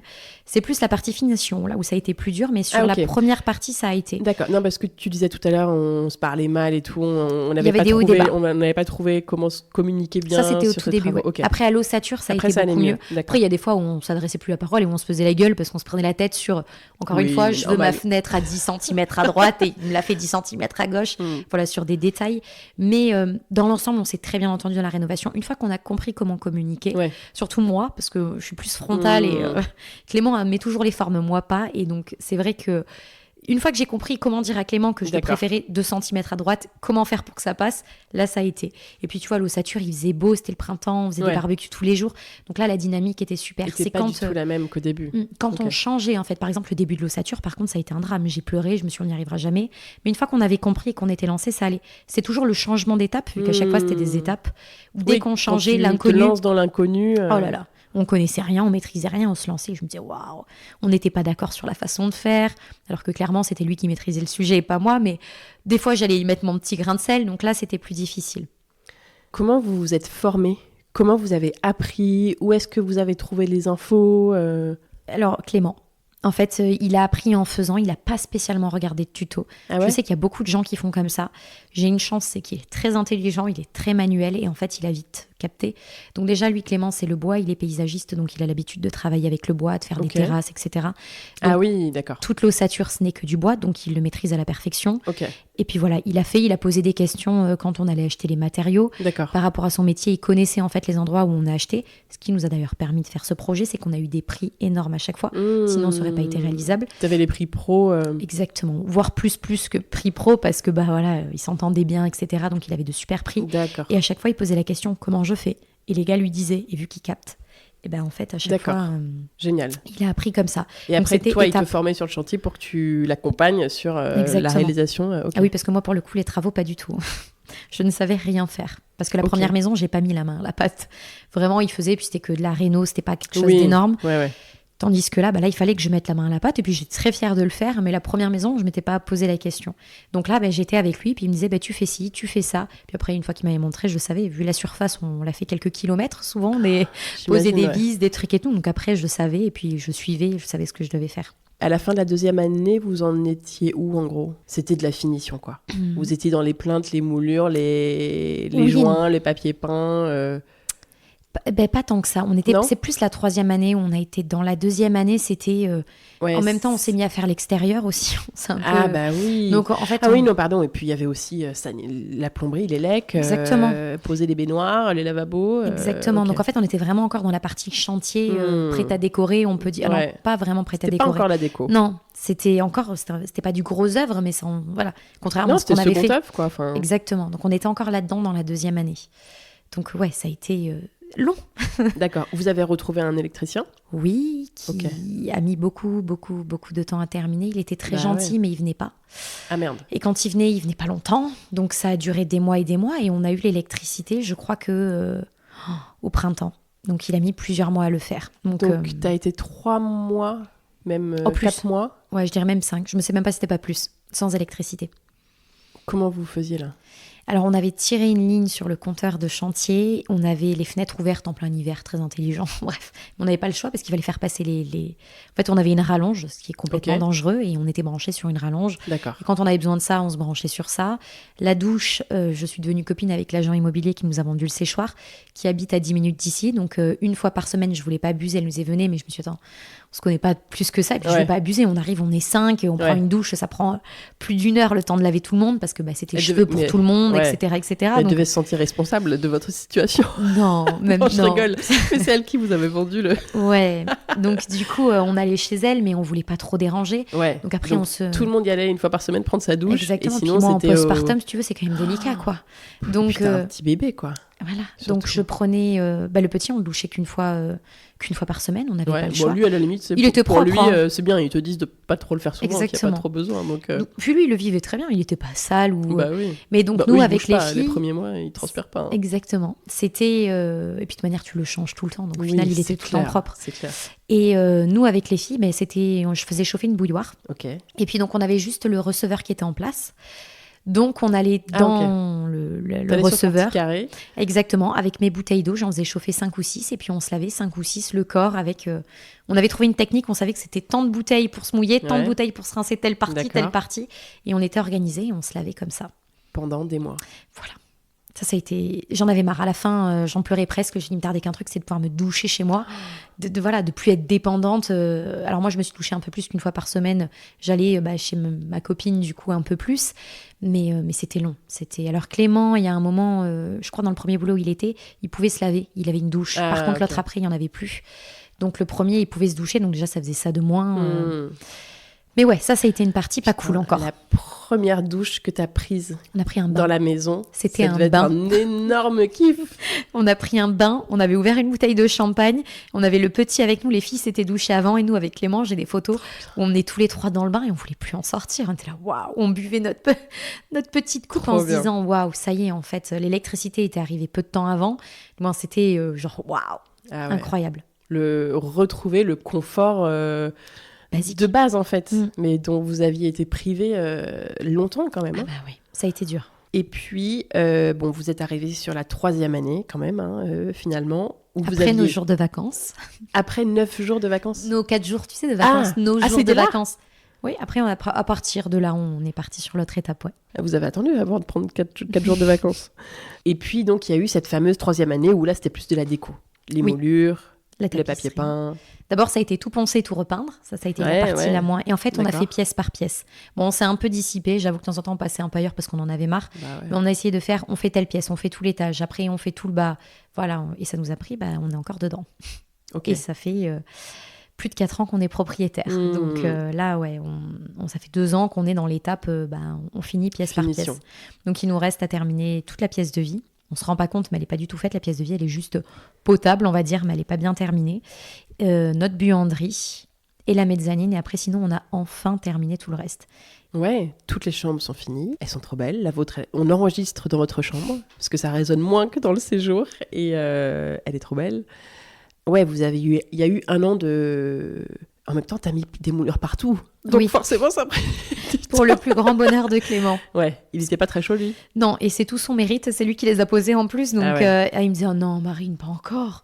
Pas encore, je dis, ah si, ça va être trop beau. Quand tu mets le doigt dedans, je pense qu'en fait, au début, tu dis, on va en mettre un peu là, et puis en fait, tu dis, attends, si on continue là, machin, et en fait, après, t'es obligé d'en mettre partout. Ouais, tu peux plus t'arrêter. C'est C'est ça. tellement beau en même temps. Ouais. Ça donne un cachet incroyable. Ça upgrade une pièce tout de suite, je pense, Ouais. et après, tu dis, non, mais là, faut en mettre partout. Il faut penser au ménage, par contre, après. Parce que sur toutes T'as ces la moulures, poussière sur les il faut les moulures, faire ouais. une par une. Mm. Il faut y penser. Comment t'as fait les moulures là Arrêtons-nous un petit peu sur ce sujet. C'est des moulures en quoi? En bois? En MDF. Ok. Et ce qu'on a fait, c'est que j'ai appelé Marie de la Villa d'Aville, qui en mais avait la partout. reine des moulures aussi. Exactement. Ouais. Donc j'ai dit, Marie, comment on fait? Et du coup, elle m'a expliqué comment faire. Donc les corniches qu'on a partout, c'est vraiment Marie qui m'avait expliqué. Il y a des corniches partout, mon Dieu. Oui, Même dans la salle de bain. on en a mis partout. Ah ouais. En et fait, des une fois que j'ai rosaces été partout. piquée des Ok, t'as des pris corniches, je le- me suis dit, je peux plus m'arrêter. Ouais, ok. Le seul avantage, c'est C'était- que dans le salon, je ne peux pas parce que c'est un toit qui est cathédrale. Ouais. Donc je ne pouvais Là, pas t'as le faire. pu. Non, j'ai pas pu. Oh, tu vas trouver un moyen. Qui sait? Donc ouais, non, ça a été moi, j'ai fait toute cette partie-là et Clément a fait les moulures. Et en fait, clairement, Marie savait les faire. Donc j'ai demandé à Marie et elle nous a expliqué. Je crois qu'elle devait venir, mais elle n'avait pas pu venir. Donc elle nous avait tout expliqué et c'est parti Ok. de là. Donc je lui avais demandé les conseils. Tu les as achetés où? T'as pris quelle taille? T'as Ouais. fait comment? Et elle nous avait Elle tout les avait expliqué. achetées pas mal chez Orac, elle, non? Leroy Merlin. Ah ok, je sais. Ok, Ouais, des je me baguettes en rappelle plus. MDF Ok. qu'elle a recoupées. Ouais. Donc t'as fait pareil. Exactement. Ah là, je me Ok. suis pas compliquée. Je lui dis, tu penses qu'il faut faire comment? Et elle me disait, et puis c'était parti. Et vous avez tout repeint après, fait vos joints, tout ça. Exactement. Oh là là, les kilomètres et les kilomètres, peut-être pas des kilomètres, mais les mètres et les mètres de joints. Oh, je pense qu'on peut être sur des kilomètres, hein, vu la taille entre de la maison. Ouais. Puis même, on a rajouté, en fait, au niveau de nos contours de porte, je sais pas si tu vois, mais on a rajouté des moulures partout. Ça y était pas. Oh là là Parce là que là je là trouvais là. que juste le classique, ça me plaisait pas. Donc, je voulais vraiment rajouter du Oui, cachet. là, typiquement, entre ta chambre et la salle de bain, dans la suite parentale, t'as comme une arche. Alors, j'ai mis c'est un nez de cloison que ça s'appelle. D'accord. Un nez de cloison et devant, j'ai mis des moulures pour donner du cachet. Parce que sinon, ça faisait, je trouvais pas fini. Bah ouais, je comprends. Et puis, dans la salle de bain, t'as comme du lambris avec... Enfin, ouais, tout est hyper bossé, quoi. C'est pas juste un mur en placo, quoi. Alors ça, dans la salle de bain, c'est un recomposite de plastique. Ouais, je suis en train de me dire, on dirait pas du bois. Je sais pas si je peux dire la marque. Bien sûr. C'est Décoflair. Ok, je connais pas. Et en fait, tu achètes les lames directement et tu les emboîtes les unes avec les autres. Ah. Et c'est Elles sont déjà compatible. peintes. Enfin, t'as pas besoin de les peindre, du coup. Alors, je pense qu'il faut parce que ça a l'air un petit peu avec le temps de jaunir. Et puis, tu vois, nous, on l'a pas encore Ok. terminé, la salle de bain. C'est pour ça qu'on voit du bois encore apparent. Ok. Mais on va tout peindre. Mais j'arrive pas à me décider sur si je veux un beige, tu sais, pour la tapisserie. Est-ce que je veux un vert? Est-ce Ou que un je- blanc. J'hésite entre le D'accord. blanc ou le beige. Ok. Mais je sais pas encore trop quelle teinte. Donc, on l'a pas fait vu que j'arrive pas à me décider. Mais l'avantage, c'est que c'est compatible avec l'eau vu que c'est du plastique. Ah oui. Et il était hors de question de mettre du bois dans la salle de bain. J'avais trop peur. Ah ouais, parce qu'il y a plein de gens qui font ça. Alors, notamment en ce moment où la mode est très cottage anglais. Enfin, vraiment, moi, je vois que des salles de bain avec du lambris partout, même en coffrage de la baignoire, tu sais. Mais au final, C'est pas très ça recommandé, donne tu le penses même style. Parce Oui. que si tu regardes une fois peint, ça fait exactement pareil. Ouais. Si on n'avait pas eu ça, peut-être qu'on aurait fait la même chose. Mais j'avais peur. J'avoue qu'avec l'eau, les enfants, même si c'est la nôtre, on va pas se mentir, les enfants viennent dans notre salle de bain, Évidemment. parce que c'est mieux dans la nôtre. Donc, je me suis dit, avec les enfants, la baignoire, Ouais, on avait eu des problèmes d'inondation dans notre ancienne maison. On Ah n'a oui. pas un bon souvenir. d'accord. Donc, on avait essayé de trouver un compromis parce que je voulais effectivement un soubassement parce que j'aime beaucoup le principe cottage aussi. Et ça a été le compromis. Alors, ça a un budget parce que forcément, ça s'achète à un certain nombre de lames, donc il en faut quelques mètres quand même. Mais au final, tu sais qu'une fois que c'est posé, t'as pas de souci. Il peut y avoir de l'eau, il peut y avoir n'importe quoi. Tu le peins, tu le repeins à volonté. Ok. Il n'y a pas de trou comme des fois avec le lambris où il faut acheter une classe supérieure pour pas qu'il y ait les nœuds, donc ça fait moins joli. Ah oui. Parce que j'en ai posé du lambris dans ma buanderie et ça rend pas pareil. Là, c'est parfait en fait. C'est D'accord. nickel et que dans l'autre pièce, tu sens que c'est du bois. Et c'est plus cher que du lambris, tu penses? Ah oui, Ouais. oui. Là, oui. Ok. Après, peut-être qu'il y a d'autres endroits pour les trouver moins chers. Ouais, ok. Mais en tout cas, là, c'était acheté par 5, ça monte vite. D'accord. Alors, est-ce que tu peux nous partager tes bonnes adresses, tant qu'on est dans le sujet? Est-ce que vraiment tu as des bonnes adresses comme ça que tu recommandes les yeux fermés, que tu as adoré utiliser, que ce soit des artisans, donc des personnes en chair et en os, mais aussi des marques. Des marques, je sais pas, où est-ce que tu as acheté tes portes, où est-ce que tu as acheté ton papier peint, ton parquet Alors, en artisan, nous, la personne qui nous a fait la toiture, on en est vraiment très content. C'est LST Structure Bois. Je te donnerai au pire le nom exact. C'est le nom de son compte Insta. Instagram, il s'appelle Guillaume et il est super vraiment. Il nous l'a fait d'une rapidité et puis tout était parfait, cadré vraiment. Donc on a adoré travailler avec lui vraiment. Rien à dire. C'est une couverture. C'est quoi Nous, le toit? Nous, c'est des tuiles romaines qu'on D'accord. a. Donc vraiment, ça a été impeccable et il fait tout ce qui est bois en structure des maisons. Voilà. Il travaille le bois, il est vraiment super. Donc en termes d'artisan, là, j'ai celui-ci qui me vient. En termes de décoration, alors moi, mon papier peint préféré, c'est Sandberg. Il n'y a pas photo, il y en a partout dans la maison, j'adore. C'est une très jolie marque. Oui. Et il y a plein de choses hyper belles en effet. C'est doux, c'est intemporel, tu peux le garder des années. Vraiment, il n'y a rien à dire à poser, elle est incroyable, la qualité est là. Après, c'est un budget aussi, mais niveau quali, elle a tout, quoi. Tu l'achètes sur leur site? Oui, directement. Donc, dans ta salle de bain, c'est Sandberg. Oui. Le feuillage vert, là, avec des feuilles un peu beige, rose. Oui. Quoi d'autre? Dans me dire comme ça mon arrière-cuisine, dans mon couloir, dans la chambre d'amis. Dans le couloir à l'étage? Oui. Le magnifique, là? Oui. C'est Sandberg aussi? C'est Sandberg aussi. Très beau, lui. Je sais même plus ce que c'est, le motif. Il y a des feuillages, il y a des oiseaux. Exactement. Non, oui, c'est ça. Ça fait un peu craqueler. Et à la fois, c'est pas vraiment des oiseaux. Il y a un effet un peu craquelé, un peu ancien. C'est trop beau. Ouais, ils ont une collection qui est incroyable. Vraiment, Sandberg, c'est... je ne vois que par eux, par le papier peint. Alors après, j'en ai d'autres. La chambre des enfants, c'était Lily Pinceau, où j'ai beaucoup aimé aussi. Parce que c'est des petites fleurs pour les filles. C'est super sympa. Voilà. Donc ça en papier peint c'est cela. En termes de peinture, alors j'ai un énorme coup de cœur pour Blim. Il n'y a pas d'odeur, j'ai adoré l'appliquer, la couleur cachemire rod que j'ai un peu donc là dans la chambre et à d'autres endroits de la maison, je trouve qu'elle est enveloppante. C'est le beige un peu rosé là? Exactement. C'est ça. Ouais. C'est à la fois ça fait pas trop rose et à la fois c'est quand même rose, donc ça passe bien avec les hommes. Du coup c'est un bon compromis. Et puis vraiment j'ai adoré l'appliquer cette peinture. Ça s'explique pas, je l'ai adorée, c'est ma préférée de toutes. Qui te conseillait d'autres? Il y a Unicalo aussi avec qui on a travaillé en peinture que j'aime beaucoup. Il y a un panel qui est énorme en termes de coloris, donc ça c'est très appréciable. Ouais, et puis la peinture est super aussi. Ouais, notre escalier, on l'a peint aussi, c'est Unicalo, même le bois de l'escalier. C'était un bois qui était, donc c'est la peinture qui est spécifique, mais l'avantage c'est qu'on a pris spécial bois avec passage, et notre mur c'est la même chose, sauf que là c'est spécial mur. Donc on a pu avoir la même teinte, mais sur sur des produits différents. Donc ça c'est cool. L'escalier, tu m'avais dit, ça c'est une astuce, tu en parlais un petit peu tout à l'heure, c'est que vous avez pris parce que l'escalier que vous vouliez était un peu cher à faire sur mesure, j'imagine. Il fallait le faire. En fait, avec la hauteur qu'on avait, on pouvait pas acheter un escalier standard, c'était forcément du sur-mesure. Donc on a fait venir des artisans qui étaient super. Mais bon, c'est normal, c'est du travail, donc ça a un prix. Et nous, on était sur la fin de la première partie, on n'avait plus du tout de budget. Donc on s'est dit, comment on va faire? Et en fait, l'astuce qu'on a trouvée, c'était de faire une plateforme au milieu et du coup de mettre 2 escaliers droit premier prix. Je crois que c'était 400 € l'escalier. Ah ouais. Donc on en a acheté 2. En plus, on avait attendu les promos, on avait fait ça bien. Et on avait acheté les 2 à ce moment-là. Par contre, là où c'est un peu galère, c'est qu'il a fallu recouper les marches, les monter.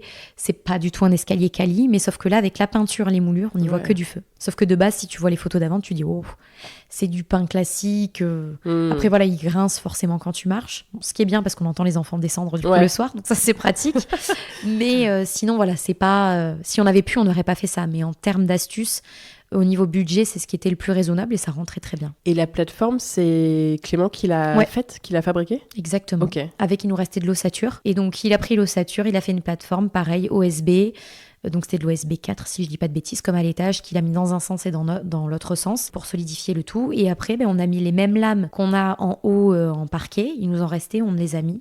Et en fait, on a tout peint de la même couleur et du coup, on ne voit pas la différence. On n'y voit que du feu. Ouais, exactement. Il y a également, nous, on a travaillé avec Vivre en Bois. Donc, Clément travaillait déjà de base professionnellement avec eux et c'est de la qualité. Ils font donc, c'est à eux. Quoi ?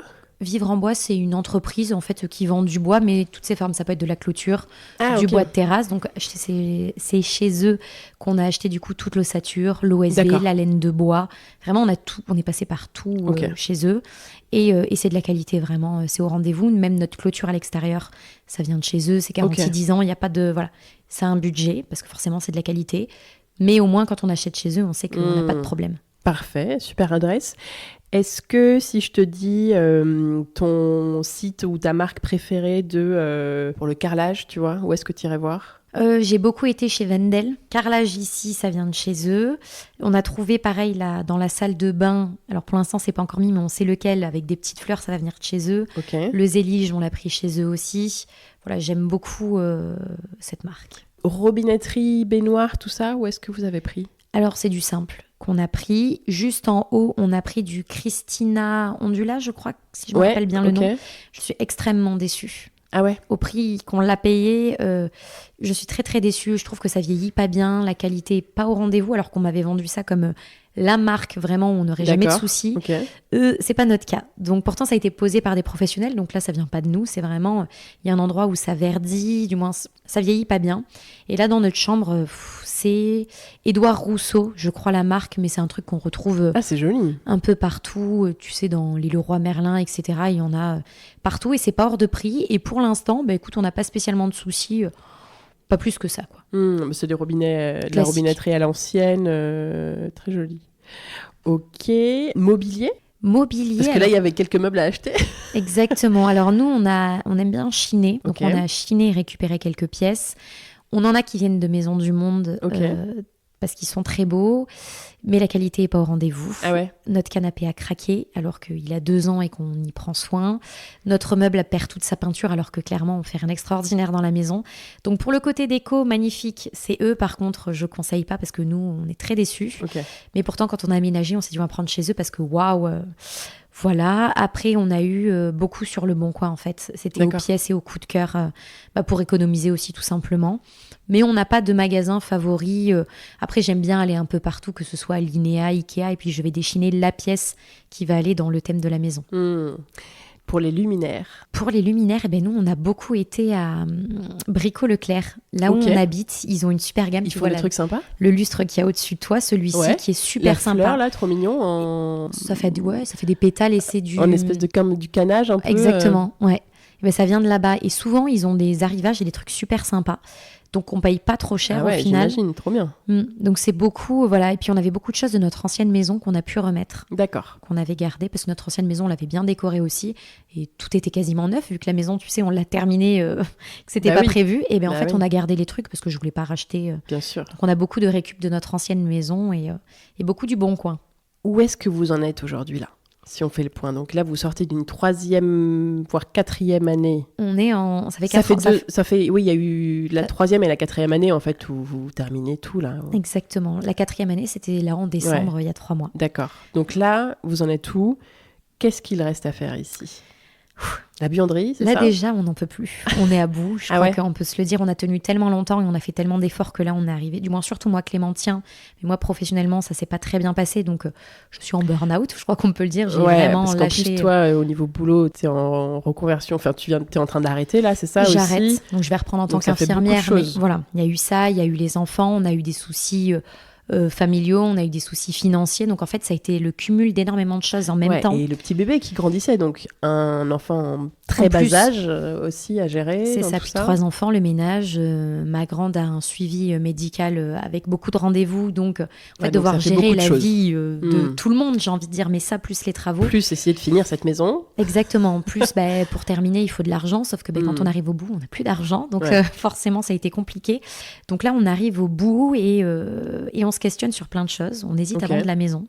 Ah oui? Donc c'est pour ça qu'on n'avance plus dans les travaux parce qu'on est à 2 doigts de la vendre. Ah ouais? Donc ça c'est top secret, mais maintenant ça ne l'est plus, mais on est à 2 doigts de vendre la maison.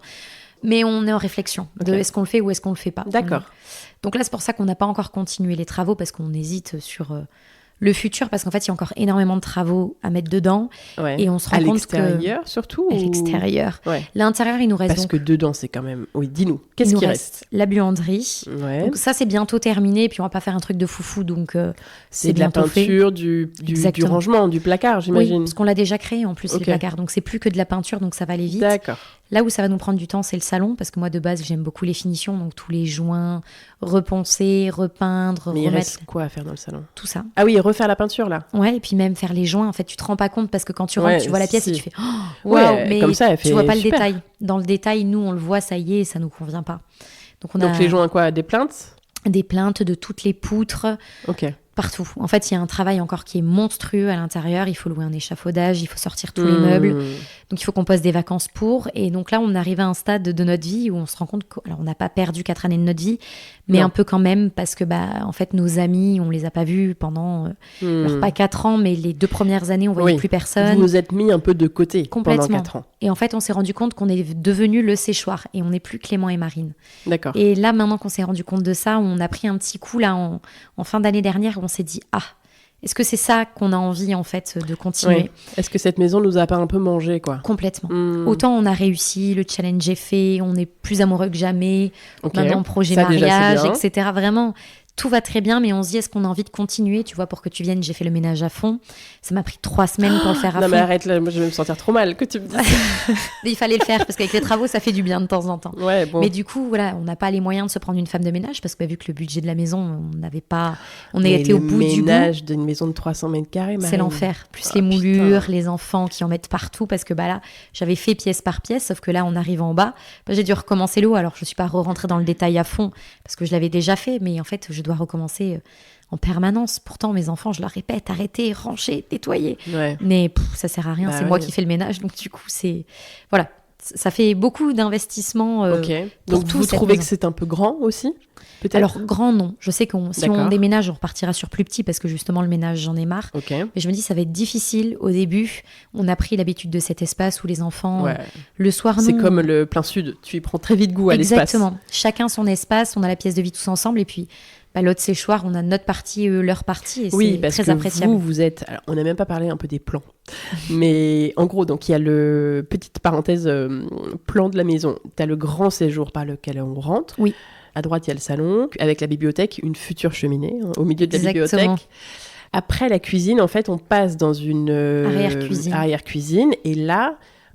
il y a un couloir et en fait, c'est le début du 2e séchoir. Et on change de bâtiment. En fait, c'est le même bâtiment, mais on passe dans le 2e séchoir. Il y a un escalier qui monte à l'étage, vers l'étage des enfants, où il y a toutes les chambres des enfants et la mezzanine qui va être magnifique un jour quand vous l'aurez terminé. Exactement. Où là, l'idée, c'est de faire un bureau, une garçonnière. Ok. C'est le kiff de Clément. Avec le billard et tout. Exactement, le bar, tout. Ok. Et si on continue au rez-de-chaussée, après l'escalier, il y a une chambre d'amis... et votre chambre au fond. Une buanderie et notre suite parentale. Une buanderie et votre suite parentale avec, on n'en a pas parlé, votre chambre, une salle d'eau et 2 dressings. Oui, chacun son dressing. Toi, tu as une vraie pièce qui est grande, qui a un dressing, c'est génial, avec le tapis au milieu, le petit pouf et les grands placards, trop sympa. C'était mon truc de la maison et Clément, lui, c'était la garçonnière. Donc on s'est dit, moi, je me fais plaisir sur le dressing et toi, au final, sur la garçonnière. Trop bien. Donc voilà un peu comment la maison est faite et c'est vrai que c'est très grand quoi. Donc c'est un taf monstrueux d'entretien. Il n'y aurait pas d'enfants à l'intérieur, ça irait parce qu'on ne salirait pas. Le problème c'est qu'avec 3 enfants qui courent et qui en mettent partout, c'est là où c'est difficile. Et puis d'essayer de la finir quoi. C'est sans fin en fait. Là on a quasiment terminé l'intérieur. Honnêtement la buanderie, si on se met un petit coup en même pas une semaine, mais vraiment c'est très très large. On l'a terminé parce qu'on a déjà tout fait. J'ai fait les moulures, etc. On n'a que à peindre et à faire propre. Donc, oui, mais tu vois, tu me dis il y a le salon, il y a pas mal de boulot. Salon, En fait, tu me dis la salle de bain, on a bon, c'est rien. Il y a 3 trucs, il y a 3 trucs à peindre, c'est rien du tout. Mais je pense qu'un petit peu partout, en fait, il reste 3 trucs, quoi. En gros, alors, tu vois. pas tant que ça. Non, vraiment. Alors là, effectivement, j'avais oublié la salle de bain. Je me suis mise en pause. Mais non, il y a la salle de bain aussi à terminer. C'est juste à peindre et à mettre le carrelage. Okay. Donc, tu as quand même la plupart des pièces qui sont finies. Toutes les autres sont faites. Ok. Donc, ça va. L'escalier, c'est fait. Vous êtes pas loin du bout, quand même. On est au bout du bout. Mais le problème, c'est que quand on regarde l'extérieur, on sait qu'il nous reste encore 3-4 ans. Et on se dit, est-ce qu'on a envie de repartir 3-4 ans sur la même chose? Là, on a envie de vivre, on a envie de partir en vacances, de profiter des enfants. Donc maintenant, on l'a fait. On se dit, est-ce qu'on reste en chantier à l'extérieur et on profite de la maison? Ça peut aussi être ça, oui. On est en grande interrogation sur pas mal de choses. Vous en avez marre de mettre tout votre temps et votre énergie et votre argent dans cette maison, un peu. Exactement, on a envie de vivre. De base, on voyageait beaucoup. On a envie de repartir en sac à dos. Et là, financièrement, on ne peut pas se le permettre. La maison, tout nous coûte tellement cher qu'on ne peut pas prendre de femme de ménage pour nous aider. Alors que si peut-être on est sur quelque chose de plus petit, avec un crédit moins... Voilà. Puis là, si on revend la maison, on ne va pas se mentir, on va se faire un bel apport dessus. Donc ça nous permettrait peut-être de pouvoir racheter sans crédit. Est-ce que vous feriez une bonne plus-value? Normalement, oui. Parce qu'au niveau du budget travaux, là, on en est où? Parce que tu disais on avait 150 000, on avait 100 000 euros, alors qu'il fallait 400 000. Donc vous avez fait beaucoup vous-même, et est-ce que tu as une idée de ce que ça vous a coûté à ce jour? Non, je ne saurais pas te dire parce qu'en plus on a dû reprendre des crédits parce qu'après nos salaires avaient augmenté à un moment donné, donc on avait repris des crédits. Et c'est là d'ailleurs aujourd'hui où ça coince, c'est qu'on a reperdu tous les deux en salaire, donc du coup ça marche plus. C'est que financièrement on a la corde au cou, où c'est compliqué, forcément tout coûte cher maintenant, et puis on le sait, l'essence, quand on va aller faire son plein d'essence, les courses, on n'y arrive plus du moins on le fait, mais en fait on travaille pour payer nos crédits et pour survivre, on ne travaille plus pour vivre. C'est pour ça que là on est en phase un peu de doute. De doute, et puis on voit tout ce qu'on a à faire encore en fait, c'est que l'extérieur, le travail est énorme, l'argent dans l'extérieur est énorme à mettre, donc on sait que ça se fera étape par étape, petit à petit, mais on ne sait plus si on a envie de ça. On l'a fait estimer, du coup on sait un petit peu où on va et on se questionne. Et vous vous y retrouveriez? Oui, on rembourse tout, donc déjà, et on a un apport. Pour autre chose, pour un autre projet. Voilà, donc c'est pour ça qu'on se questionnait. À la fois, si on part sur un autre projet, ça veut dire des nouveaux travaux. Ou alors un truc avec beaucoup moins de travaux, avec juste un petit peu de rafraîchissement aussi, tu vois. Mais le truc, c'est que je me connais et on repartira sur les travaux. Je pourrais pas vivre dans une maison, au moins ce que la personne elle est même. Ça peut être changer les sols et repeindre et mettre du papier peint, tu vois. Pour le coup, avec tout ce qu'on a fait, quand même. Je pense que c'est ça. Surtout si on part, c'est pour arrêter les travaux, donc c'est pas pour se remettre. Surtout si le but c'est de souffler et de vivre. C'est ce qui nous fait peur, parce qu'on se dit à la fois, si on part, on est capable de racheter un projet où on a un coup de cœur parce qu'on est assez fou avec les ouais, mais c'est là où il faut être vigilant. C'est le piège, exactement. Et puis bon, le marché aujourd'hui, tout est beaucoup plus compliqué que ce soit. Donc on ne sait pas encore. Tout est flou pour nous pour l'instant. C'est donc c'est pour ça qu'on s'est un peu lâché sur les travaux en se disant bon allez. On respire, on vit, on profite et on verra dans quelques mois. Donc là, vous ne passez pas vos week-ends à faire des travaux. On a arrêté pour l'instant. Vous respirez un peu, vous profitez. Exactement. Et juste, pardon, pour reparler un tout petit peu quand même, l'extérieur, c'est quoi le plan? Là, le plan, alors c'est quand même bien avancé. Je ne sais pas si tu as vu en arrivant, mais par exemple, en fait, on a 3 parties. Donc, on a la partie sud, la partie nord et notre jardin parental parce qu'on s'est fait du coup devant un petit jardin fermé. Notre jardin parental, en soi, il y a juste 2 baignoires à mettre, la toiture de notre pergola. Il faut préciser parce que là, 2 baignoires, ce n'est pas un abreuvoir pour les chevaux à côté. Hein. Enfin, je sais pas même pas si il y a les chevaux, mais parce qu'au début, j'étais là, pourquoi il y a un pré avec des vaches? Non, en fait, il y a une petite terrasse devant votre chambre, qui est assez grande d'ailleurs même. Et en fait, tu veux mettre 2 baignoires pour te faire des petits apéros soleil couchant, bain. Exactement, parce qu'en fait, on avait calculé la maison, je voulais et du sud, et du coucher de soleil, et du lever. Donc, en gros, on a un peu le lever, parce qu'on ne pouvait pas avoir les 4 côtés, forcément. Donc, en fonction de la période, on a un peu le lever, mais tous les soirs, on a le coucher de soleil, et la journée... Sur votre terrasse, là. Exactement, c'est pour ça qu'on a mis la baie vitrée aussi de ce côté. Oui, la grande baie vitrée qui est au-dessus de la baignoire. Ça, là c'est juste le lever du soleil. On a un peu du lever du soleil et ça reflète dans les miroirs. Donc, on a du coup un peu du lever du soleil. Tes pensées. Ouais. Non, mais on dirait pas comme ça, mais j'ai réfléchi. Hein. Là, si, je te confirme, on voit que tu as réfléchi. Et donc, la baie vitrée qui s'ouvre et qui donne sur la terrasse, là c'est le coucher de soleil. Coucher de soleil, exactement. Et les 2 autres au niveau du lit, c'est pour avoir du plein sud, pour avoir de la lumière. De chaque côté du lit, d'accord. Exactement. Et en fait, tu as une baie fixe qui s'ouvre pas, hein, non. Au-dessus de la baignoire, pile en face du lit. Ouais, c'était calculé pour vraiment, quand tu es dans le lit, avoir l'impression d'avoir un tableau. Ah, c'est comme un tableau sur la nature. Incroyable. Elle est immense. Oui, elle est grande. Elle fait 2 mètres par 2 mètres, c'est un grand carré. Je ne saurais plus te dire. Franchement, ça fait 2 mètres. Hein. Elle est grande. Au moins. Et donc, bref, il y a cette terrasse dehors qui est déjà faite. Et on a commencé à faire une pergola. Donc là, il nous reste à la terminer. Et après, là, c'est des cailloux. Sinon, tout le reste est fait, mettre nos baignoires. Et après, le projet, c'est quoi, de faire une autre terrasse le long de la maison? Alors, il y en a une, il faudra juste mettre du carrelage, mais bon, ça, voilà. La partie sud, c'est pas grand-chose qui nous reste, parce que pareil, c'est faire délimiter avec les cailloux, l'herbe, faire, je sais plus comment ça s'appelle, les bordures, ensuite faire mettre tous les cailloux. Voilà.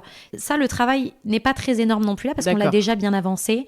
Terminer le garage, vu qu'on n'a pas terminé le bardage, mais ça, à la rigueur, s'il y avait que ça, c'est pas ça qui nous effraie. Alors, qu'est-ce qui vous effraie? C'est l'autre côté. Si tu tournes la tête de l'autre côté... là où ce qu'on voit par la grande baie, justement. Là, c'est catastrophique. C'est un peu la friche. Ah, complètement.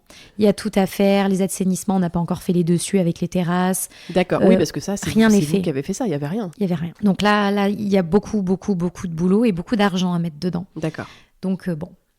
Mais il n'y a pas d'urgence. Il n'y a pas d'urgence en soi. Mais c'est comme ça que la vision que vous avez de cette maison, c'est avec ça, in fine. Exactement. Donc c'est vrai que ça doit vous titiller de le faire. Et surtout Clément, qui est paysagiste, il a qu'une envie, c'est de faire les extérieurs. Donc lui, il n'y en a pas le temps de l'entretenir, on n'a pas de tracteur tondeuse. Donc du coup, on peut pas l'entretenir. Ben, c'est compliqué. Lui, il doit être un peu tiraillé, c'est qu'il doit avoir trop envie de faire dehors, quoi. Et on peut pas. Donc c'est très compliqué pour lui de laisser ça dans cet état-là. Ah oui, je comprends. C'est pas facile. Je comprends. Après, il faut faire des choix. Donc on peut pas tout faire. On a décidé de toute manière, quand on a fait la maison, on s'est dit on fait la maison, on la termine. Et l'extérieur, on verra plus tard. D'accord. C'est parce qu'il faut faire des choix, des concessions. Donc, bien sûr. Ok, donc là, vous êtes dans une phase un peu particulière et un peu compliquée, quoi, où vous avez des décisions à prendre, en fait. Exactement. Et c'est difficile parce que moi, je suis en train de changer au niveau professionnel. Donc ça fait beaucoup, là. Ça fait beaucoup de choses. Donc, on est dans une mauvaise phase. On en a eu plusieurs dans cette maison, mais je crois que celle-ci, c'est la plus désagréable parce que, au final, quand on a eu les problèmes avec l'électricien, ça a été dur, mais on était dans notre maison et on savait qu'on allait en voir le bout. Ouais. On avait notre fils qui venait de naître, on était très heureux, on relativisait. En plus, on était complètement émerveillés parce qu'on voulait pas savoir le sexe jusqu'à la naissance. Ah oui, d'accord. Donc, on avait notre fils, c'était notre premier fils. Oui. Les filles étaient à fond, puis à la fois la maison commençait à ressembler à une maison. Donc, ça a été difficile sur la logistique, mais on relativisait parce qu'on venait d'être parents et qu'on était très heureux d'avoir un troisième enfant. Et que voilà, notre cocon... Et que vous saviez que vous alliez finir par y arriver à finir cette maison. Ouais. Exactement. Sauf que là, du coup, on est en stand-by. Est-ce qu'on reste? Est-ce qu'on se part? Et du coup, la posture est très difficile. Oui, surtout quand tu te poses la question de quitter un endroit. C'est particulier. Surtout qu'on pensait ne jamais partir. Ah oui. On y a mis vraiment tout notre amour. C'est-à-dire que chaque pièce, chaque mur dans cette maison a une histoire. Je peux te dire dans quel mur j'ai annoncé à Clément que j'étais enceinte de Laëlle. Genre... Dans quel mur? Exactement, parce qu'on était sur un mur au moment où je lui ai annoncé. À cheval sur le mur? Non. En fait, on était en train de faire le mur, c'est-à-dire de construire ce mur-là. Et c'est à cet endroit-là où je lui ai annoncé. En fait, je sais la partie, je sais pas si c'est clair, mais en gros, quand je lui ai annoncé, je sais à quelle partie de travaux on était. D'accord. Tu visualises ou pas ce que je veux dire? Ouais. C'est-à-dire qu'on était sur le mur de la salle de jeu, si ça peut t'aider pour te visualiser. Mais qui n'était pas monté encore. Ah non, on était en train de le monter. Bien sûr. Tu conçois que je te dis que chaque mur a une histoire, c'est-à-dire que je me rappelle de toutes les étapes de la maison et quasiment chaque partie de cette maison a une histoire. Donc ce mur-là, c'est le mur de l'annonce de la grossesse. Tu vois, tu prends un autre truc, c'est des histoires avec les filles où on racontait. Ouais. En fait, vraiment, chaque chose, vu qu'on a tout fait et qu'on était là, chaque chose a une histoire. Donc on s'était dit qu'on ne la vendrait jamais. Sauf que voilà, 2026, on a tous les mêmes problèmes financiers et du coup, on est dans une phase où on pensait ne jamais vendre. C'est pour ça qu'on a mis de belles prestations partout dans la maison, du bois de qualité, une belle cuisine. Vraiment, on n'a mis que des produits, on a mis l'argent dedans. Ou tous nos salaires, d'ailleurs, moi, quand je travaillais, on avait avec les travaux, c'est pour ça qu'on ne peut pas l'estimer, on payait l'électricité, les trucs qu'on avait à payer, mais on n'avait pas encore le crédit. Donc moi, je mettais tout mon salaire dans les matériaux. C'est comme ça qu'on a pu acheter le sol, qu'on a pu acheter la peinture, les trucs. Donc on ne peut pas l'estimer parce que bien vraiment, sûr, parce qu'en fait, ça fait au fur et à mesure. Exactement, on mettait tout dedans. C'est un projet qui est particulier. Et c'est pour ça que maintenant, si tu veux, vu qu'on sait plus ce qu'on va faire, après tout ce qu'on a mis dedans, c'est dur. On est perdu. Oui, et ce serait un peu dommage peut-être de la vendre juste parce que vous y êtes contraint, même si quand t'es contraint, t'es contraint. Faudrait pas que ça se fasse trop à contre-cœur, quoi. C'est ça. Ouais. Donc c'est pour ça on Après, si on a vous avez rien fait. Envie de la vendre, vraiment, on est en réflexion. C'est différent. Mais c'est pour mieux vivre en fait. En soi, on n'a pas envie de la vendre, et en soi, on se dit la vie passe vite. Ce n'est qu'une maison, ce ne sont que des murs. Ce que je disais à Clément, j'aime ce papier peint, écoute, je le remettrai dans la prochaine maison. Bien sûr. En fait, et c'est là où j'essaye de me détacher de tout ça quand on s'est rendu compte qu'on était devenus, Clément et Marine, on est devenus le séchoir, où je me suis dit, au final, ce ne sont que des murs. Alors oui, c'est nous qui avons construit ces murs, certes, mais dans une autre maison, ce sera des nouveaux murs, mais la décoration restera la même, notre esprit restera le même à l'intérieur. Et si c'est pour qu'on soit plus heureux, qu'on vive avec nos enfants, voilà, je pense qu'il faut se questionner... sur toutes ces choses, la vie défile vite et voilà. Et alors, par rapport à ça, est-ce que tu te sens chez toi ici? Oui, complètement. Même plus que chez moi. Je pense qu'on ne s'est jamais senti autant chez nous. Autant chez vous que ici. Ah oui, c'est nous qui l'avons construit quand même, cette maison. Donc, puis chaque décision a été prise. Mais des trucs tout bêtes, tout a été calculé, tout a été pensé, réfléchi. Et du coup, c'est chez nous, c'est nous en fait. C'est pour ça que je te disais qu'on est devenu le séchoir, c'est que c'est nous, cette maison. Tout. Et c'est peut-être trop. On s'est peut-être un peu trop perdu dedans. Parce que quand tu t'impliques autant, c'est... Et à la fois, c'est beau, parce qu'on est hyper fiers de ce qu'on a fait, on est hyper heureux, on adore montrer notre maison. Des fois, ça nous arrive qu'on me dise « Oh, je peux la visiter !» Mais oui, j'adore. Bon, si elle est rangée, on va pas se mentir. Mais, si elle est pas rangée, non, mais si elle est rangée, mais oui, parce qu'on est fiers de ce qu'on a fait. C'est nous qui l'avons fait, c'est notre bébé un peu. Hein. C'est vraiment... Puis surtout, là où on est encore plus fiers, c'est que on n'est pas du métier, on n'est pas des professionnels. Moi, je suis qu'infirmière, Clément est paysagiste, donc il sait faire plein de choses, mais dans le bâtiment, il connaissait rien lui non plus. Il a appris au fur et à mesure. Donc après, voilà, il y avait des choses qu'ils savaient, mais au final, on a appris ensemble, on s'est construit ensemble, nous et notre maison, vraiment. Donc, ouais, c'est... C'est comme ça qu'on construit un chez-soi pour toi ? Comment tu penses que ça se construit un chez-soi ? Non, pas forcément. Je pense qu'on en a mis trop. En fait, aujourd'hui, quand tu nous demandes, je te dirais que c'est du trop. On a fait trop, on a mis trop d'énergie, trop de trop, en fait. Après, on le regrette pas, mais c'est du trop, où tu t'oublies, où je pense que tu peux aussi perdre ton couple. Alors nous, heureusement, ça n'a pas été le cas. Parce que tu vois, il m'a demandé en mariage il y a quelques mois, donc... Puis la maison est terminée, donc je pense qu'on repart sur de nouveaux projets. Mais nous, avec Clément, on est un peu fous. On aime les projets, on aime les aventures. Et puis là, tu vois, on est aussi arrivé à la fin.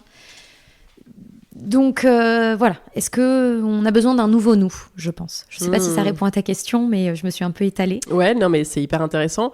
Mais c'est pas comme ça qu'on construit un chez-soi. Tu penses que vous avez fait un peu trop, vous êtes trop investi. C'était ça la question que j'avais oubliée.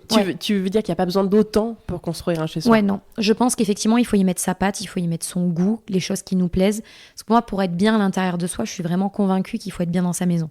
Si tu veux être bien dans ta tête, il faut que pour moi, que ce soit propre, que ce soit effectivement mieux, c'est mieux quand c'est refait. À ton goût. Voilà, que ce soit à ton goût. C'est-à-dire que tu peux déjà acheter une maison et si tu refais la déco, effectivement, comme on disait, tu casses un mur par-ci, tu mets de la peinture et de la tapisserie par-là, c'est ton chez-toi et tu peux y être tout aussi bien. Même en location d'ailleurs. Même en location, effectivement. C'était quoi le plus gros challenge de ces travaux pour toi ? Et est-ce que tu penses que vous l'avez relevé ? C'est une très bonne question. Merci. Déjà, je pense qu'on l'a relevé parce que dans tous les cas, on a terminé la maison. On l'a fait, elle est belle, elle est là. Je pense que le plus gros challenge, ça aurait été le couple et la famille. Ouais. Vraiment, de tenir, je pense que ça a été le plus gros challenge parce qu'avec les enfants, ça a été difficile. Pas se mentir, quand on emmenait les enfants habillés en chantier, les enfants, c'était pareil. Parce que vu l'état de la maison, où de base, on est tous les deux très coquets, on est des citadins. Moi, j'habitais à Bordeaux, on était très apprêtés, très tout ça. Et j'avoue que ça nous a complètement déconstruit le séchoir, parce que quand on fait autant de travaux, on peut pas être bien apprêté. Et bon, il y en a qui le font, mais... Adieu les cheveux, les ongles manucurés. Donc ça a été vraiment... On est devenus des nouvelles personnes. Exactement. Ouais. Donc ça a été difficile sur la dynamique familiale, je pense. Où ça a été notre plus gros challenge, ça a été parce que comme je te disais, ça s'est très bien passé, mais à la fois il y a eu des hauts et des bas, comme déjà dans un couple, mais avec autant de travaux, il y a des moments où ça a été très dur. Et je pense que ça c'était le plus gros challenge, parce qu'en soi la maison, on l'a fait sans se poser de questions. On a foncé, on n'a pas réfléchi, on l'a fait. Le challenge, ça a été vraiment la famille, de tenir. De la garder soudée. Exactement, puis de ne pas faire vivre ces travaux aux enfants, parce qu'en fait, on n'a pas voulu leur faire vivre comme une contrainte. Et aujourd'hui, ils ne l'ont pas du tout vécu quand on demande aux filles. Alors, Romy s'en souvient pas trop, mais Lina s'en souvient très bien. Et elle l'a pas vécu comme une contrainte, justement. C'est « Oh, et là, j'avais fait ça. Oh, et là, j'avais fait ci. » Et puis, on avait ramené une piscine. Donc, en plein milieu des travaux, on avait la piscine autour de nous pour les surveiller. Et du coup, elles s'amusaient. Donc, c'est plutôt des bons souvenirs pour elles. Oui. On a vraiment, ça a été notre challenge. Je pense que c'était de faire en sorte qu'elles soient heureuses et qu'elles ne subissent pas ces travaux et que vraiment elles continuent de vivre leur vie de petite fille tout en étant dans un chantier parce que financièrement, on ne pouvait pas faire autrement. Et ouais, je pense que c'est ça notre plus gros challenge et tu vois, on l'a réussi. Et ça a été quoi ton étape préférée ? Je dirais l'ossature. Ce que je te disais. Ouais, tu en parlais tout à l'heure, je me suis dit que ça devait être ça. C'était vraiment la partie qu'on a le plus adorée avec Clément. C'était hyper excitant de voir la maison commencer à se construire, les fenêtres se dessiner. Quand on faisait toute une façade, on savait à quoi allait ressembler notre façade. C'était hyper excitant cette partie.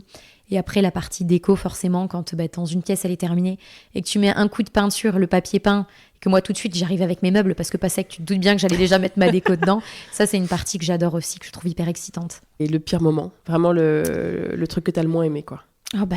Alors, c'était le moment le moment que t'as le moins aimé. C'était la partie quand on est revenu avec l'électricité et qu'on n'avait rien.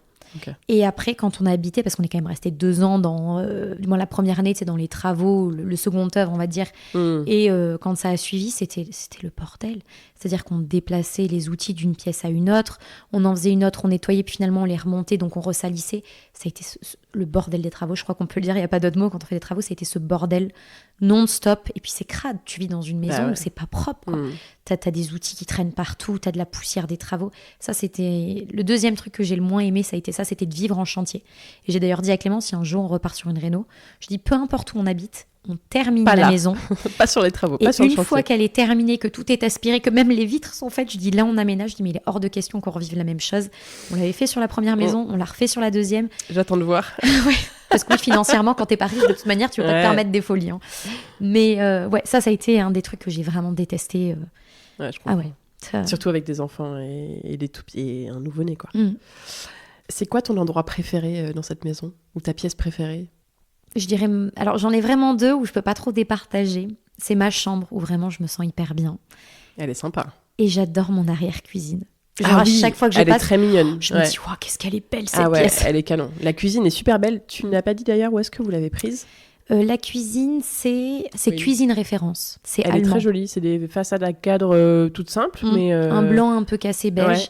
Et j'avais acheté des poignets. Je voulais pas les poignets chez eux. J'avais été chez Ikea. À la Ok. base où je voulais prendre des poignets un peu plus travaillés, mais le budget était pas là. Donc j'ai pris des poignets dépareillés chez Ikea pour essayer de donner un style un peu plus sympa. Et on a dépareillé. Ouais, mais je suis d'accord. Ton arrière-cuisine, là, c'est super sympa.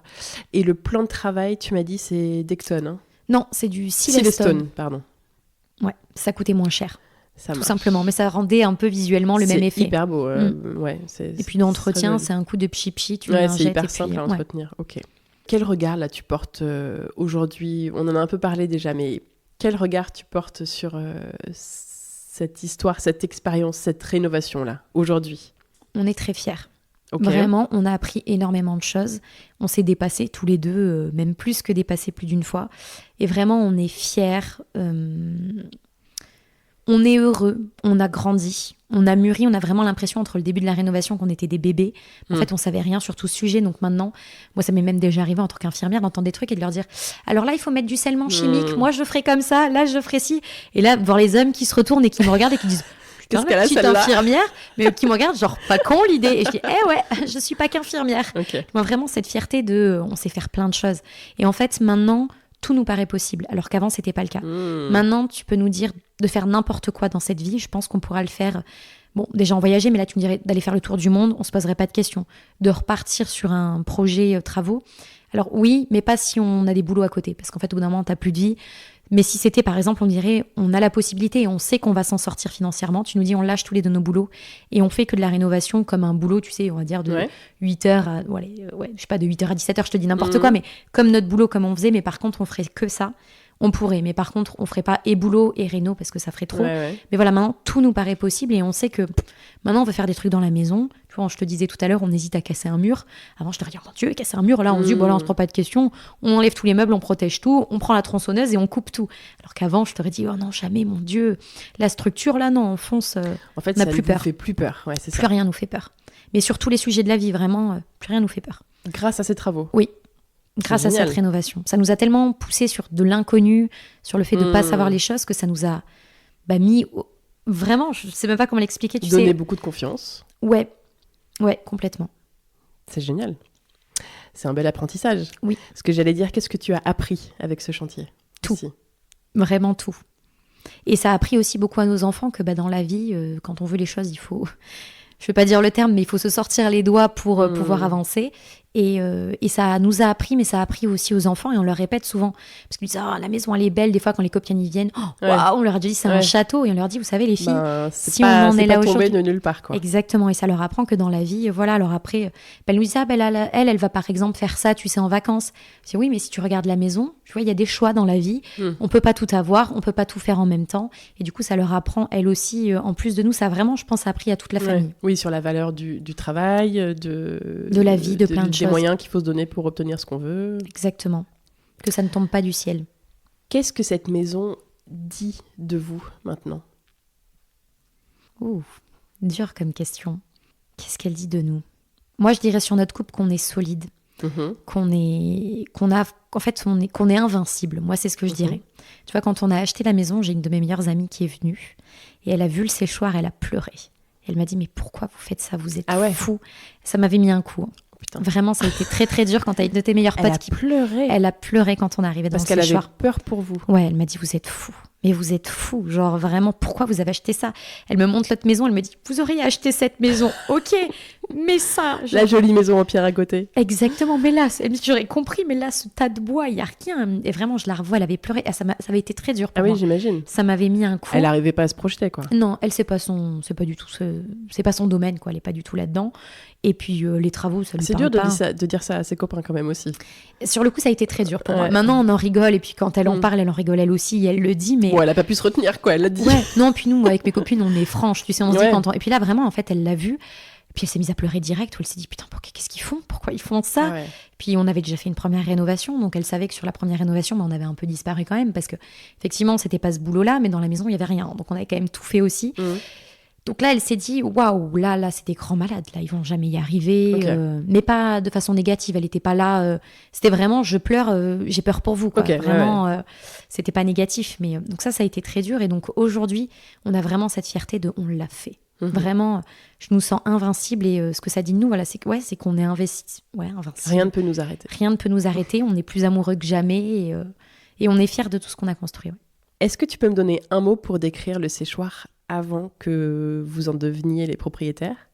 Et puis après, tu me donneras un mot pour décrire la maison maintenant.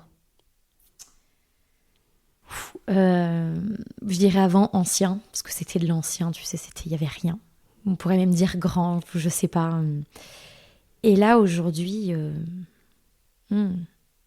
cottage, peut-être un peu. Vu que c'est qu'un mot, c'est difficile, mais maintenant, il y a vraiment... Tu peux dire 2-3 mots si tu veux. Ouais, je dirais vraiment que ça... En fait, que dans cette maison, il y a une histoire. Je raconte beaucoup une histoire. Dans la chambre des enfants, j'ai essayé de faire un truc un peu poétique, mais que chacun a vraiment sa propre histoire. En fonction des enfants, en fonction de l'âge, j'ai vraiment essayé de donner...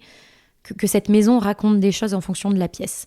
Et que ce soit toujours très doux, très poétique, très romantique, chic. Et à la fois, j'aime beaucoup le côté cottage, mais Clément n'était pas forcément fan. Donc, il fallait combiner avec le côté cottage et homme, parce que j'allais pas lui imposer... Ouais, et puis les et à la grands fois, volumes de cet endroit. Qui est, tu vois, le cottage, c'est un peu les petites pièces un peu cosy et tout. Il n'y a pas de grandes fenêtres comme ça. C'est très lumineux, t'as des plafonds super hauts et tout. Donc, c'est un mélange de plusieurs styles. Mais ouais, donc histoire. Voilà, exactement. Je trouve que ça va bien, c'est vrai, parce que même tu racontais que chaque mur a une histoire, qu'il s'est passé plein de choses, il y a eu plein de péripéties. Exactement. Et puis bon, on l'entend, enfin, on vient de l'entendre, c'est une super histoire, ce chantier et cette maison. Quel conseil tu partagerais aujourd'hui à quelqu'un qui se lance dans la rénovation d'un séchoir à tabac ? Parce que c'est très particulier. De bien se renseigner, de ne pas foncer tête baissée comme nous on a fait. De quand même se renseigner sur pas mal de choses. Il y a plein de petits trucs à savoir. Si je donne là un exemple tout bête qui me vient en tête, quand on a mis l'isolation, en fait, quand on a fait l'ossature, on n'avait pas calculé la taille par rapport à l'isolation. Donc on s'est retrouvé à ou recouper l'isolation ou à rajouter des petits bouts. Alors que si en fait, quand on avait prévu le truc, on avait mis pile poil la bonne taille, on aurait posé nos plaques et terminé. Et ça, c'est le regret, c'est qu'en fait, on s'est enquiquiné à faire toute l'isolation, alors que ça aurait pu être très simple si on l'avait su dès le début, en fait. Okay. Et c'est plein de petites choses comme ça, de se renseigner pour que tout se déroule bien, ou c'est des petits détails, hein, mais quand tu le fais, ça change tout. Quel conseil tu donnerais à quelqu'un qui se lance dans une rénovation un peu marathon, longue durée, tu vois, où tu sais que ça va durer quelques années ? D'avoir beaucoup de courage, beaucoup de résilience, je pense aussi. Beaucoup de courage, parce que ça dépend déjà s'il est seul, s'il est en couple ou s'il est en famille, clair. Ça change tout. Mais moi, je parle en tout cas en famille. Bon, dans tous les cas, il faut être très courageux parce qu'il faut tenir sur la durée. Mais après, moi, c'est vraiment sur la famille où je peux parler, le couple. C'est qu'il faut faire une unité, il faut vraiment se soutenir. Il faut pas mettre les enfants de côté, il faut pas que la femme se mette de côté non plus. Moi, je pense que vraiment le secret, c'est d'être ensemble tout le temps et de le faire ensemble. Donc oui, c'est dur, parce que c'est pas une partie de plaisir. Il y a des moments où forcément on s'engueule, on n'est pas d'accord. Ça nous arrivait plus d'une fois et ça nous arrivera encore, mais vraiment de garder cette unité familiale où tout le monde est ensemble. Tous les midis, on faisait barbecue, donc c'est des super souvenirs pour les enfants. On essayait toujours de créer quelque chose. Voilà, je pense que le secret quand on est en famille, c'est de rester en famille et pas de se séparer, parce que si la femme voit... Alors il y en a qui y arrivent très bien, oui. Mais moi je pense que pour moi, le secret, en tout cas pour nous, ça a été de rester en famille. De passer les journées ensemble sur le chantier, et pas d'envoyer ton mec tout seul et, sinon, ça veut toi dire que de pas être au enfants... courant de ce qui se passe. Mais c'est ça, et puis les enfants n'auraient pas vu leur père pendant 2 ans, ça veut dire. C'est clair. Bon, moi ça me paraît impossible. Nous, c'est pas notre conception de la famille, c'est vraiment de rester ensemble et de faire ensemble. Donc ça, c'est vraiment...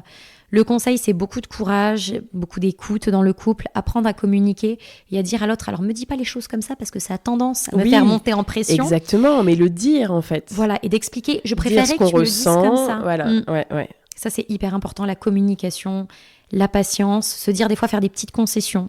J'en ai fait quelques-unes quand je me suis rendu compte qu'il fallait, on est en se obligé. disant l'autre, voilà. Après, moi j'ai eu de la chance dans notre rénovation, c'est que Clément, lui, ça lui parle pas du tout lui, c'est vraiment je fais, tu me dis je fais. Ok. Donc ça m'a beaucoup arrangé, on va pas se mentir, parce que ça a évité des conflits, parce que C'est quand très je lui pratique. disais je veux comme ça, il faisait comme ça. Ok. Que j'ai des copines à moi où il y avait des fois les hommes qui étaient très investis, et là ça se compliquait un peu plus parce qu'il fallait qu'il y en ait un des deux qui lâche, et des fois que là, moi c'est vrai que dans la maison il m'a dit je sais que t'as bon goût, j'aime ce que tu fais, donc Ok. tu fais et tu me dis et je fais quoi. Trop bien. Ah oui, ça c'était chouette. Est-ce que tu as un compte Instagram que tu aimes bien suivre qui parle de travaux et de réno? Alors il y en a plein. Ouais, Là, allez, comme vas-y, ça, on prend. qui me viennent en tête, il y a la Grange du Vallon, Ok. Polo et Lulu, Ah oui, ben bien sûr. que Dans j'adore. le Nord, la Grange du Vallon, ils sont où? Alors là, je ne saurais pas te dire. Ouais, ça me dit quelque chose, mais je sais pas si je les suis. Je vais Mais regarder. c'est très sympa, j'aime beaucoup. Ok. Il y a Lou Bastidon, que j'aime Bien beaucoup. sûr. Soso et Mao, alors elle, c'est un peu de tout, c'est du lifestyle, mais elle a rénové une grange qui est magnifique Ah, aussi. super, je connais pas. Il y a Une chapelle pour deux, que je trouve très j'adore. sympa. Ils ont un projet atypique. Moi, je me Ouais. rappelle, je les ai rencontrés là, il y a pas longtemps. Et je leur ai dit, moi, quand j'ai vu leur projet, je me suis dit, mais c'est des fous. Moi, j'aurais trop peur qu'il y ait des fantômes. Et finalement, maintenant, tu vois, le fait de les voir faire, je me dis, mais c'est génial. C'est un projet qui est incroyable. Je crois que je les suis. Ils sont dans le Nord Ils aussi. sont dans le Nord, ouais. c'est eux, je les suis. J'adore. J'aimerais beaucoup aller les voir. J'adorerais faire un épisode sur la rénovation Ah ouais, d'une c'est- église pour la transformer en maison. C'est dingue. Vraiment, leur projet est dingue. Ouais. Et après, là, comme ça, ce qui vient en tête, il y a la Maison du Marais. Je crois qu'il est pas très loin. Ils sont dans les Landes. Ah. Et alors j'adore parce que eux c'est une ancienne landaise, je crois qu'ils ont racheté. Ils ont tout cassé et alors pas tout, ils ont cassé que la toiture, je crois, si je ne Ouais. dis pas de bêtises. Et ils ont tout surélevé, ils ont fait un truc hyper sympa avec des mais grandes baies vitrées. Ah oui, je crois que je les suis depuis pas très longtemps. Et j'aime beaucoup. Ok. Je trouve ça très atypique en fait. Souvent sur Insta, on voit quand même souvent des choses qui se répètent. Hmm. Et là, quand j'avais vu, je me suis dit waouh, ça claque. Vraiment, c'est un super projet qu'ils ont. Après, un peu différent, il y a Ma fille d'Avril, que j'aime beaucoup aussi. Alors elle, c'est vraiment dans son esprit. Sa maison, pour moi, c'est poésie. Vraiment, c'est magnifique. Voilà, donc elle, j'aime beaucoup aussi, Trop bien. en idée. Bah génial. Et est-ce que tu penses à quelqu'un que tu aimerais entendre sur ce podcast? Là, j'aimerais beaucoup entendre La Maison du Marais, parce que je trouve ça très atypique Ok. ce qu'ils ont fait, justement. Et Ma fille d'Avril, j'aime beaucoup aussi. Je trouve que c'est différent de ce qu'on voit et de ce qu'on fait. On l'a pas vu faire les travaux, ou en tout cas moi je la suivais pas à ce moment-là, mais je crois pas qu'on ait vu les travaux de sa maison. Il n'y a pas eu comme là je te racontais les Ouais, travaux. des gens qui Elle partagent c'est vraiment. que de la déco, mais ça il faut que tu regardes. Ça a une histoire. Ok. C'est vraiment très très sympa chez elle. Ben super, on va regarder tout ça, merci beaucoup. J'ai 10 petites questions rapides pour toi pour terminer. L'idée c'est de répondre un peu du tac au tac. Ok. Maison ou appartement? Maison. Ou séchoir? Archi ou maître d'œuvre? Marine. Non. Je dirais archi pour le coup vu que j'ai une mauvaise expérience. Avec un maître d'œuvre. Ouais. On précise encore une fois qu'il y a Ils plein de ne sont maîtres pas d'œuvre tous comme ça. super. Ouais. Faire ou faire soi-même? Faire soi-même. Ah ouais, tu ferais toi-même autant pour un prochain projet? Si tu avais budget limité, tu ferais quand même des trucs toi-même ou pas? Alors, C'est une bonne question ça. c'est une bonne question. Si j'avais le budget limité, je te dirais que non, parce que je me prendrais pas la tête et que je ferais tout tu faire. ferais pas un petit kiff quand même à poser des Mais- papiers peints et des moulures? Ouais, ou- tu n'aurais pas la même fierté. Bah ouais. Je trouve que c'est quand même important d'être fier de ce que tu as fait. Alors après, c'est sûr, tu arrives dans un... Mais je pense que tu n'as pas le même amour pour ta maison. Ben ouais. Quand c'est quelqu'un qui te l'a fait, bon, bah c'est beau, c'est sympa, tu poses tes valises. Que quand c'est toi qui l'as fait, c'est pas la même C'est énergie. différent, c'est Ouais, sûr. c'est pas la même chose. Parquet ou carreau de ciment? Parquet. Peinture ou papier peint? J'aime les deux, mais je vais dire papier peint. T'es très papier peint, il y en a vachement ici. Ouais, hein. j'adore. Ancien ou contemporain? Ancien. Terrasse ou jardin? Jardin. Finition parfaite ou esprit wabi-sabi? Finition parfaite. Ouais. J'aime quand c'est tac, tac, tac. Heureusement que c'est fini ou à quand le prochain? Bah là, actuellement... T'es pas obligé de répondre. Ouais, là, je dirais les deux. Eh ben on a fini Marine. Super. Franchement, je pourrais continuer comme ça pendant des heures, mais faut on que va ça s'arrêter. C'était un merveilleux épisode. Merci beaucoup d'avoir partagé avec nous ton expérience de travaux. C'était super. Franchement, il y a plein de moments où j'ai été émue, il y a plein de moments où on a rigolé. C'était vraiment une belle histoire, un chantier marathon. Donc bravo à tous les deux pour ce que vous avez accompli ici. On peut découvrir, je le disais en début d'épisode, la visite de la maison en photo sur lechantierpodcast.fr. Il y a aussi plein de photos avant-après des travaux pour voir vraiment l'évolution des travaux incroyables que vous avez fait ici. Il y a aussi bien sûr ton compte, le séchoir de maman, M-A-M-E-N-T, pour voir aussi tout ça. Il y a plein de vidéos, tout est en détail. Il y a 1 milliard de stories à la une où tout est détaillé, les travaux, les papiers peints, tout, c'est par pièce, je crois. Enfin, je sais plus, mais il y a plein de choses. J'ai fait plein de trucs à par moment en fonction de mes lubies du moment. je crois qu'il y a 2 jours, je regardais toutes tes stories à la une, j'étais là, waouh, il y a vachement de trucs, c'est trop bien. Et puis si on a envie de te faire un petit message pour te féliciter, pour te faire un bisou, ou peut-être pour te poser des questions parfois, on peut te faire un petit message sur Insta, c'est le plus simple, j'imagine. Oui, c'est le plus simple. Merci encore Marine. Qu'est-ce que je peux te souhaiter ? Bonne réflexion. Merci. Bonne vie à tous les 5, en tout cas dans cette maison. Et j'ai hâte de voir où la suite vous mènera. Voilà. Et bien, merci beaucoup en tout cas. Avec plaisir. J'étais ravie de venir te voir. Et je te dis à très bientôt. À bientôt. Salut. Et voilà, c'est déjà la fin de cet épisode. J'espère qu'il vous a plu et que vous avez noté plein de bons conseils travaux et déco. Merci encore à Marine de m'avoir raconté l'histoire de sa maison avec tant de sincérité. Je vous retrouve la semaine prochaine pour un nouvel épisode. Et si vous n'avez pas envie d'attendre, vous pouvez aller écouter nos autres épisodes. Il y en a plus d'une centaine qui vous attendent, dans lesquels vous trouverez 1000 conseils, retours d'expérience et bonnes adresses pour vos projets travaux. Vous pouvez aussi nous retrouver sur Instagram, YouTube et TikTok, on est partout. Et si cet épisode vous a plu, n'hésitez pas à nous laisser 5 étoiles et votre avis en quelques mots sur Apple Podcast ou Spotify. Surtout que ça m'aide énormément à faire connaître le chantier. Rendez-vous aussi sur lechantierpodcast.fr pour visiter en photo les lieux des épisodes, voir les avant-après des travaux et faire le plein d'inspiration déco. Enfin, vous pouvez maintenant commander le livre du chantier, en librairie bien sûr, ou sur lechantierpodcast.fr. Ce livre sorti chez Flammarion en octobre dernier qui complète à merveille les épisodes avec les meilleurs conseils et témoignages que j'ai entendus, réunis dans 10 chapitres, écrits comme un vrai guide pour mettre toutes les chances de votre côté pour réussir votre chantier. En attendant, je vous dis à très bientôt pour un nouvel épisode du chantier, à écouter en peignant les murs ou en décollant votre papier peint. À très vite.